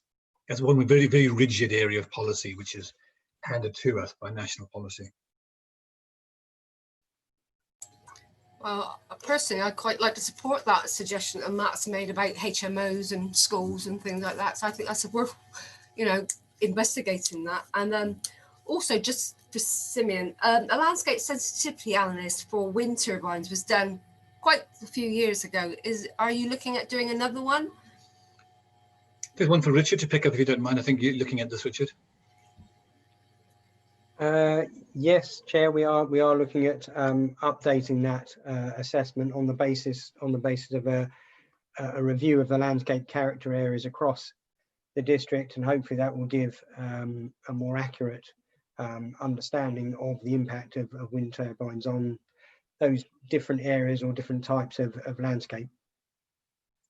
Thank you, Richard, because there's obviously different sizes that would be beneficial to some areas, wouldn't they? So yeah. Indeed, and that study would also assess, as you rightly suggest, it will assess the impact of different scales of wind turbine as well. Yeah. Thank you, Richard. So I've got Grant wishes to ask a question. Yeah, mine was more about there wasn't much in the way. I know the draft environmental bill was on about diversity net gain of a requirement of 10% biodiversity net gain, and I just wondered if there was any scope for us to go further than that with this policy and this update, partial update. And I was also keen to know if there was any sort of scope to include any policy around rain capture for new developments. On the biodiversity net gain, there is scope for us to look at going further. We're working quite closely with the other UAs and the West of England in terms of trying to make sure we've got the best practice and procedures. The Environment Bill winner comes in, so currently we do require biodiversity net gain. It is required nationally, but doesn't specify the percent. When the Environment Bill comes in, it will be 10%. And I think even so, we began to think about in our own practices how we can begin to require at least 10% or encourage developers to start providing 10% even now. What we can do is have a look at that in terms of the options next in the new year. We will need to bear in mind the viability implications, because we're asking them developers to provide a lot of climate emergency initiatives, as well as affordable housing, as well as making sure infrastructure is aligned. So one thing we will need to do in looking at all these requirements on new development is to make sure the whole thing stacks up in terms of a viability approach. And certainly I think there's so many benefits from biodiversity net gain. It doesn't just help ecology, it helps a whole range of other activities in terms of the climate emergency. So we can present some options, but there will need to be options we think are justifiable and deliverable. There's no point in us putting in something like 25% or 30% if we don't think it's deliverable. The evidence shows that development can afford to pay still and meet the other requirements and deliver a higher biodiversity net gain. Then I think we should certainly test that. In terms of rain capture, I'm not sure how far the planning system can require that. I mean, it could be part of the sustainable construction. I'm not sure what's in the checklist, Sarah. Rain capture is part of grey water, that kind of thing. Yes, I mean it does require there to be rainwater capture in something like a water butt. It's not your full kind of grey water recycling system that it could be, but at least they could do a water butt to be able to discharge that. But yeah, the national government sets a limit to how much we can actually require on water efficiency at the moment. So that does limit us a little bit. Thank you. Thank you for clarifying. Okay, we've got a little bit of chat that's been going on in the chat room, and there's about having an open house days. This has come from Councillor Paul Crossley, and David Trethewey has said that we might be able to use some of these learning through online meetings. So I just thought I would relay what has been said on the chat room. So obviously, I don't think we've got any more questions. So the recommendation is to ask the panel to comment on the emerging options, which we've done. But the other option to be considered is that the council could delay updating its planning policy until the full review of the local plan is undertaken in 2023. I don't know what people feel about that. I mean, do you feel that we should go for that other option, or should we ask the council to go into consultation and get the feedback from the public? So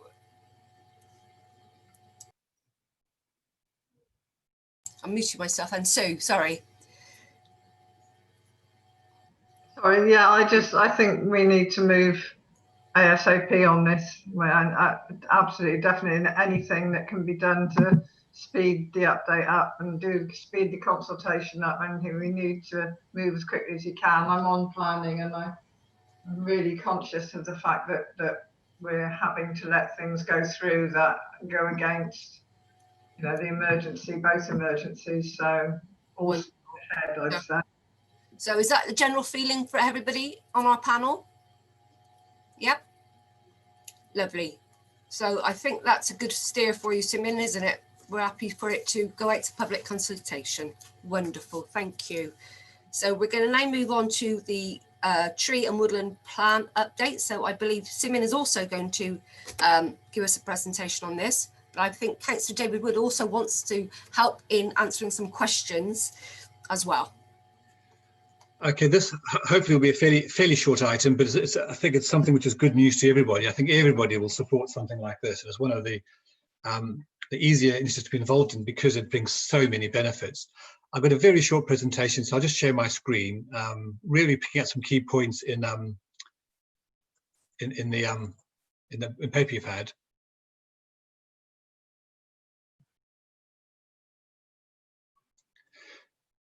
So I'm just telling you back what you've already said to us. So you've got some strong, as a council, some strong objectives regarding increasing tree cover, planting trees and strategy of planting trees.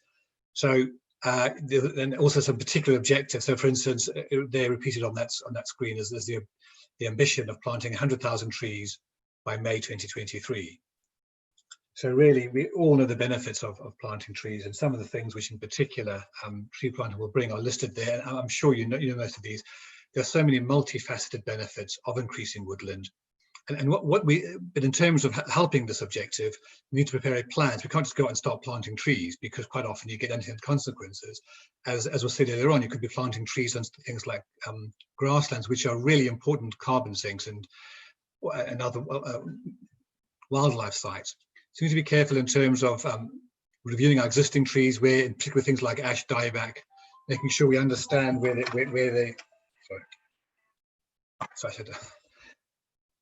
are opportunities to look at existing tree woodland cover, identify the right kind of locations and how those link in terms of networks across the district and with other authorities, and not just focusing on the countryside, making sure we looked at our street trees and tree opportunities in urban areas, to develop some specific targets for tree cover and woodland cover. So that really helps us to have those targets. As we've already said, the 100,000 by 2023 is an overarching one. There could be specific ones for particular locations in terms of tree planting. And then working with, it's something we need to work very closely with the community and very closely with landowners to bring forward trees, and also to manage existing stock, because obviously we need to look after the trees we've got to avoid the deterioration. In particular, where there's ancient woodlands and veteran trees and notable trees, those are important not only for character, but really important for wildlife and helping our nature in emergency. So for all those sort of things listed there, we need to prepare a plan, and it shouldn't be a long, complex, detailed plan. Something we think we can prepare fairly quickly, because there's so much work done already. So in terms of a timetable, you've got that in your report. We need to appoint somebody to write the plan. We also need a tree coordinator, somebody who will work with the community, with schools, with the residents, with landowners, just to play that role of being the facilitative approach and really helping people, encouraging people to partake in the whole exercise. And then we think we can have a kind of a soft launch of this in the tree planting season this year. So we've got we're in the process of making appointments for both those positions, and the person can move quite quickly in terms of those kind of activities with the public, which are high profile activities, really in good time for the tree planting season. And then the plan itself will be signed off in 2020. So because we've lost a bit of time over the pandemic, this work began in the spring of this year. It got delayed for various reasons, as you'll know. We've picked it up again. We're trying to accelerate it and keep it going as quickly as we can. We won't lose time in terms of initiatives this year. We will parallel both the preparation of the plan and the initial planting initiatives, because our own Parks Department have done a lot of work themselves, which are ready to progress. So we won't be planting trees in the wrong place, because we'll use the work that colleagues have done in the Parks Department. So I wasn't going to say anything more than that in terms of the tree and woodland plan.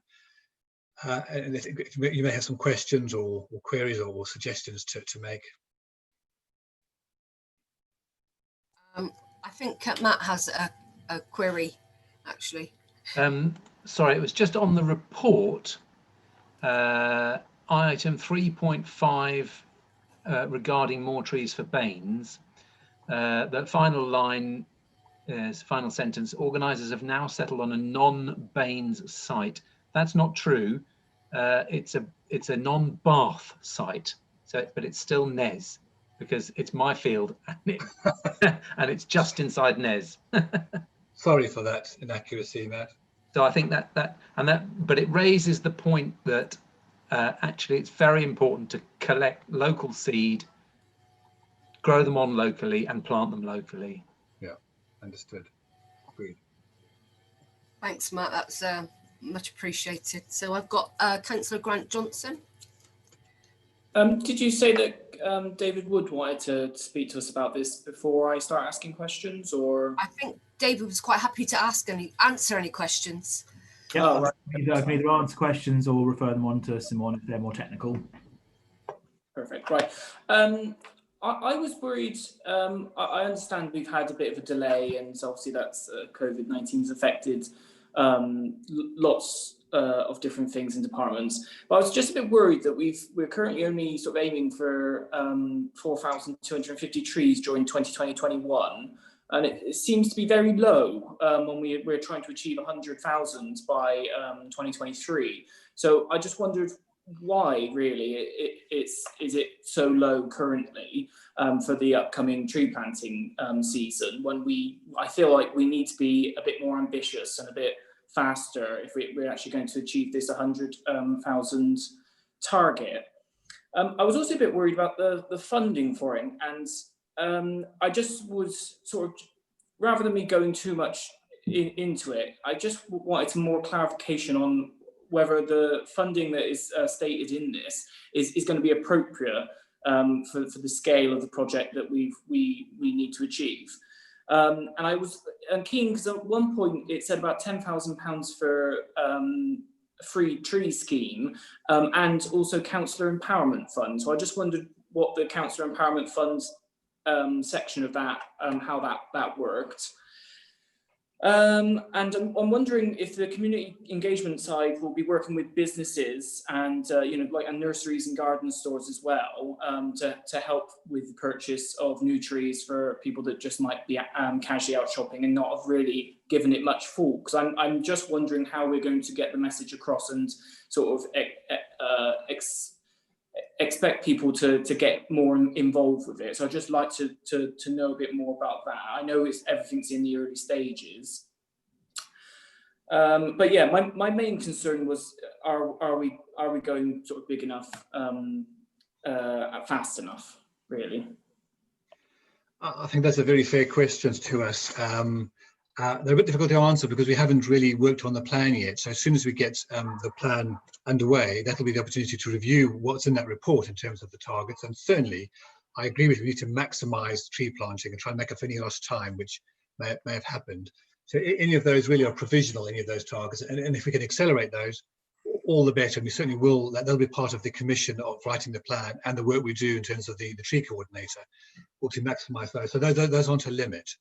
The funding issue, that money we set aside from the SIL as green infrastructure, so that SIL must be on infrastructure, and we feel green infrastructure is an appropriate use of that spending.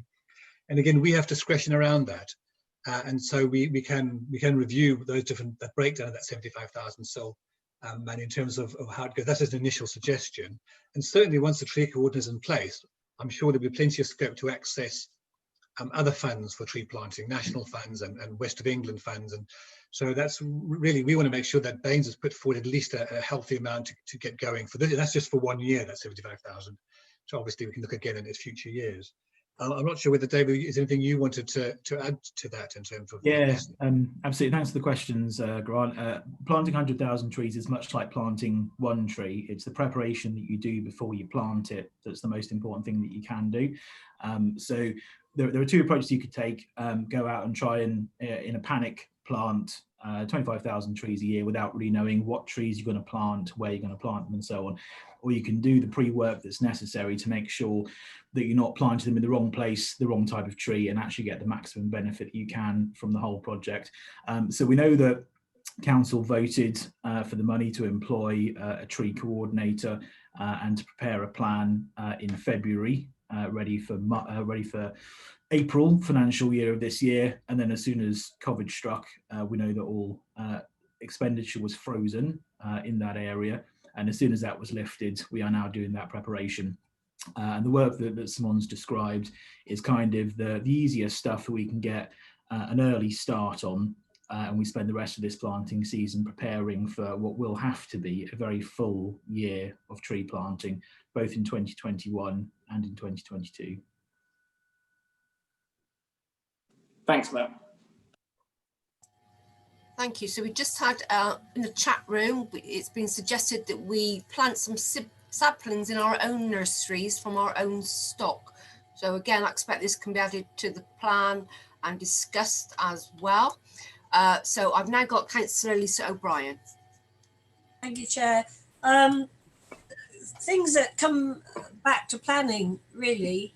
At the moment, the only restriction on cutting down trees and hedges is if those specific trees have got preservation orders on them. And many people will take over a new home. There's a hedge at the bottom of the garden, and that hedge can be very, very important for local wildlife, birds, etc. And the first thing they do is they cut it down and put a fence up because it's easier to look after, thereby requiring a tree to be chopped down to create the wood for the fence and getting rid of a valuable biodiversity source. So I would like to see some stricter review of that, because I think we've got too many fences going up and not enough hedges. And the other thing is, although, Simon, you've been talking about large tree planting, again, engaging with the community, when new houses are built, yes, they put some small saplings into developments, but what about encouraging individual householders to plant new trees? And as Councillor Wood has said, they've got to be the right trees. We can't have 30-foot trees taking down the foundations. But I do think that whilst, yes, it's easier and quicker to plant forests, I guess, if you've got the right space, but if there was an initiative to say to people, would you like to plant a medium-sized tree or a large bush? I don't know how you classify a tree, then you could get quite a good take-up on that. There is just one equalities issue that I would like to raise, and that is the estimated cost of leaf clearing, because I'm aware, certainly in an urban area where you've got perhaps the wrong type of tree, or certainly trees that lose their leaves in the autumn, they can actually present a health hazard because you can slip on them. So. Thank you, Lisa. Some very good points there for us to bear in mind and to make sure we feed into the work we're doing. I think certainly the benefit of having a tree coordinator is they can address both some of the largest scale tree planting, but particularly focus on the community and on residents. So I think that that's something which is very important. That's why we set aside community engagement in this part of the process, some funding for community engagement, because involving people, this is something which many people would seek to respond to and partake in and be happy to contribute towards. Just in terms of the planning system, it does have limited capability to cover the kind of things you're talking about. Although what we could do in terms of planning new estates, new developments, is to avoid making the hedgerow a back garden. So you can certainly make the hedgerow, you can incorporate, and I've seen it happen, you can incorporate the hedgerow or the trees as part of the public open space, or in a different way, rather than giving people a hedgerow as their back garden. Because as you say, if there's no control, they'll want to replace it with a fence, inevitably. So there's things we can learn there in terms of what we require and propose in terms of new development. David, I think maybe you wanted to come in there. Yeah, and there's no reason to restrict tree planting in people's gardens to new developments either. I think we can all do it. So the mention in the paper of free tree scheme, I think, is good. Making as many free trees available for people to plant fruit trees in their own garden or so on, I think will be quite a good step in this process. And I think what Simon mentioned about community engagement is particularly important, and not just community but also ward members as well, because actually all of you guys are the experts on your own area. You may have patches of land that you think a community orchard would be a great thing here, and as part of this process we'd like to hear from you all. I just wanted to say I had a grandchild in January, and we've now decided to plant a fruit tree for every grandchild we have in our garden. But it's a life, isn't it? So it's something, it grows. But yeah, fruit trees are good, and do your research on them as well. So I now have Councillor Tom Davis. Simon, thank you very much indeed for this report. It's really exciting to see us getting going on this, because this is a key initiative which we want to deliver. And it's I was going to say, first of all, Councillor Woods actually just picked up on the point. I was just going to encourage us to be sure to engage with ward members so that we can highlight any particular areas that we're interested or might have sort of local knowledge on in our respective wards. But also it would just be helpful, I think it's quite clear in the report, but it'd just be helpful to receive confirmation that we're looking for a net of 100,000 new trees, i.e., you know, making up for it's 100,000 plus all the ones that we're going to lose as a result of things like ash dieback. So obviously we're going to be planting significantly more than 100,000 potentially. It's just be good to hear reassurance that that's what we're aiming to do. So can I ask Councillor David Wood, are you being part of the process of putting this report together? I actually haven't been part of the process of putting this report together, but I've said publicly before, and I'm sure I'll say again, my view is it needs to be net 100,000 trees. Okay, wonderful. So if we can just let our ward colleagues know that we can let Dave Wood know where we'd like some more trees in our own areas, that would be good. Thank you. So we're now going to move on to Dr. Kumar. Thank you very much. It is very good to note because there are quite a lot of residents who have huge interest in tree planting. I'm not in my 100% spiritual mood today because of the loss of my uncle, but I was wondering whether people knew about, I'm sure you know, More Trees Bains, this organization or this voluntary group or community group, and are the officers and the concerned cabinet members in touch with those groups or not? That was my number one question. And my number two question is that recently the main Sainsbury's, and quite a lot of people were gutted to note that the tree that died at the entrance, that is not going to be replaced. And if we can we take some action on that? Because that is one of the main hub of our shopping center, and people would not look, would think of otherwise of us if we do not replace that tree.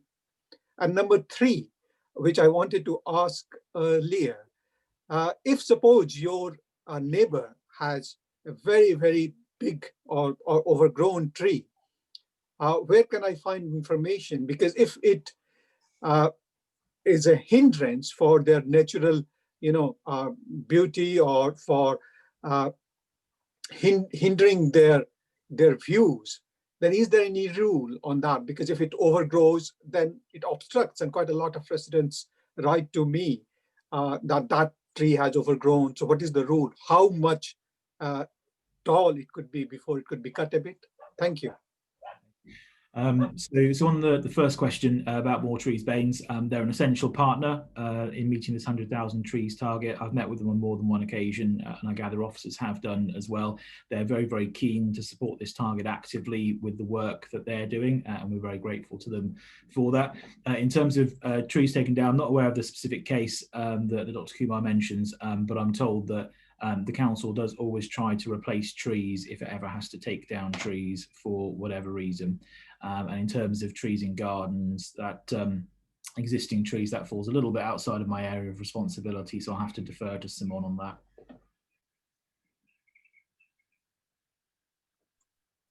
I'm afraid I'm not an arboriculturist either, but we do have people in teams who are tree experts, and I think we'll have to get back to you, particularly on that your question. It was a general question about people concerned about trees getting too large in their private gardens, and then how they respond to those. Is that your question, to make sure I've understood that, so I can get back to you with an answer? Yep. Okay. Thank you. And I think Councillor Matt McCabe is our last. It's me again. Yeah, it was just on Councillor Johnson's point about the small numbers to start with, just to give you an idea on the maths. So if we can get the tree nursery started here this autumn with stuff that people have already got in pots, and let's say, well, we might get a couple of hundred going, but what we've really done is we've picked seeds, volunteers have picked seeds, they're going to grow those on in pots, they will get planted into the nursery next year, and then maybe grown on for 1 year or possibly two years. Now, if I can do 1,000 trees in 3 years time, and I'm the first nursery helping with More Trees Baines, then actually we need another 100 nurseries coming on stream, each producing 1,000 trees. So they need to be local and community based. They need to be supported by volunteers. Which brings me on to the second thing, which is if the council's going to get involved in growing trees from a planning perspective, and I've already mentioned this to Sim.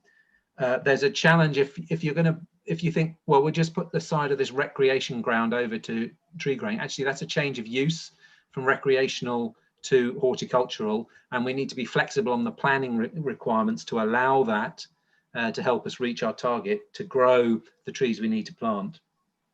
So what I think would be really helpful, so this is the cabinet and officers potentially, is a big shout out to landowners who might have a corner of a patch of land that they can convert into nurseries, and whether it's the council or More Trees Baines or Forest Avon, to actually find those little patches of land which aren't very big, but where you can grow 1,000 trees into, so you get whips, sort of 2-year-old whips that can be planted really easily. So there's a big challenge, and it needs to ramp up to start planting thousands of, 10,000 trees in about 3 years time, 4 years time, if we're going to reach 100,000 in 10 years time. Big shout out to landowners, as well as, because remember, volunteers, when you're talking to people who really want to do something for the climate emergency, they think planting a tree is the easiest thing to latch onto. So if you can say to schools and kids, go and go acorn hunting or hawthorn berry picking, stick them in a pot, grow them on for that year, and we'll make sure there's a community nursery you can come and plant them in a year's time or whatever. So it's a really great way for lots of people to get active in fighting the climate emergency. Thank you, Matt. There's a Christmas tree farm down in Dunkerton. I don't know if you know about that. So for every tree that they take down, they replant another one. So just thought I'd let you know about that. So right, we're going to go on to the recommendation that the panel note the progress on the preparation of the tree woodland plan. So the other option is to do nothing. So what is the general views from the panel? Shall we support the progress and move on, or we ask the council to do nothing? So I would like to say that we support this and we move on. So everybody? Lovely, thank you. So that just brings us to the last agenda item, and that's the panel work plan. So it's just everybody really to note that. So coming up in November, again, we've got climate emergency, renewable programme, and then we've got the Bath action plan again for climate emergency. So, and then we will be looking at the litter review and a discovery card as well at later agenda items. So that brings our meeting to a close. I mean, we didn't do too bad, we're 12 minutes over time, but I'd like to thank everybody who's attended this afternoon and who's asked some really valuable questions, and for the officers for their time as well. So have a good evening, everybody. Bye. Thank you, Chair.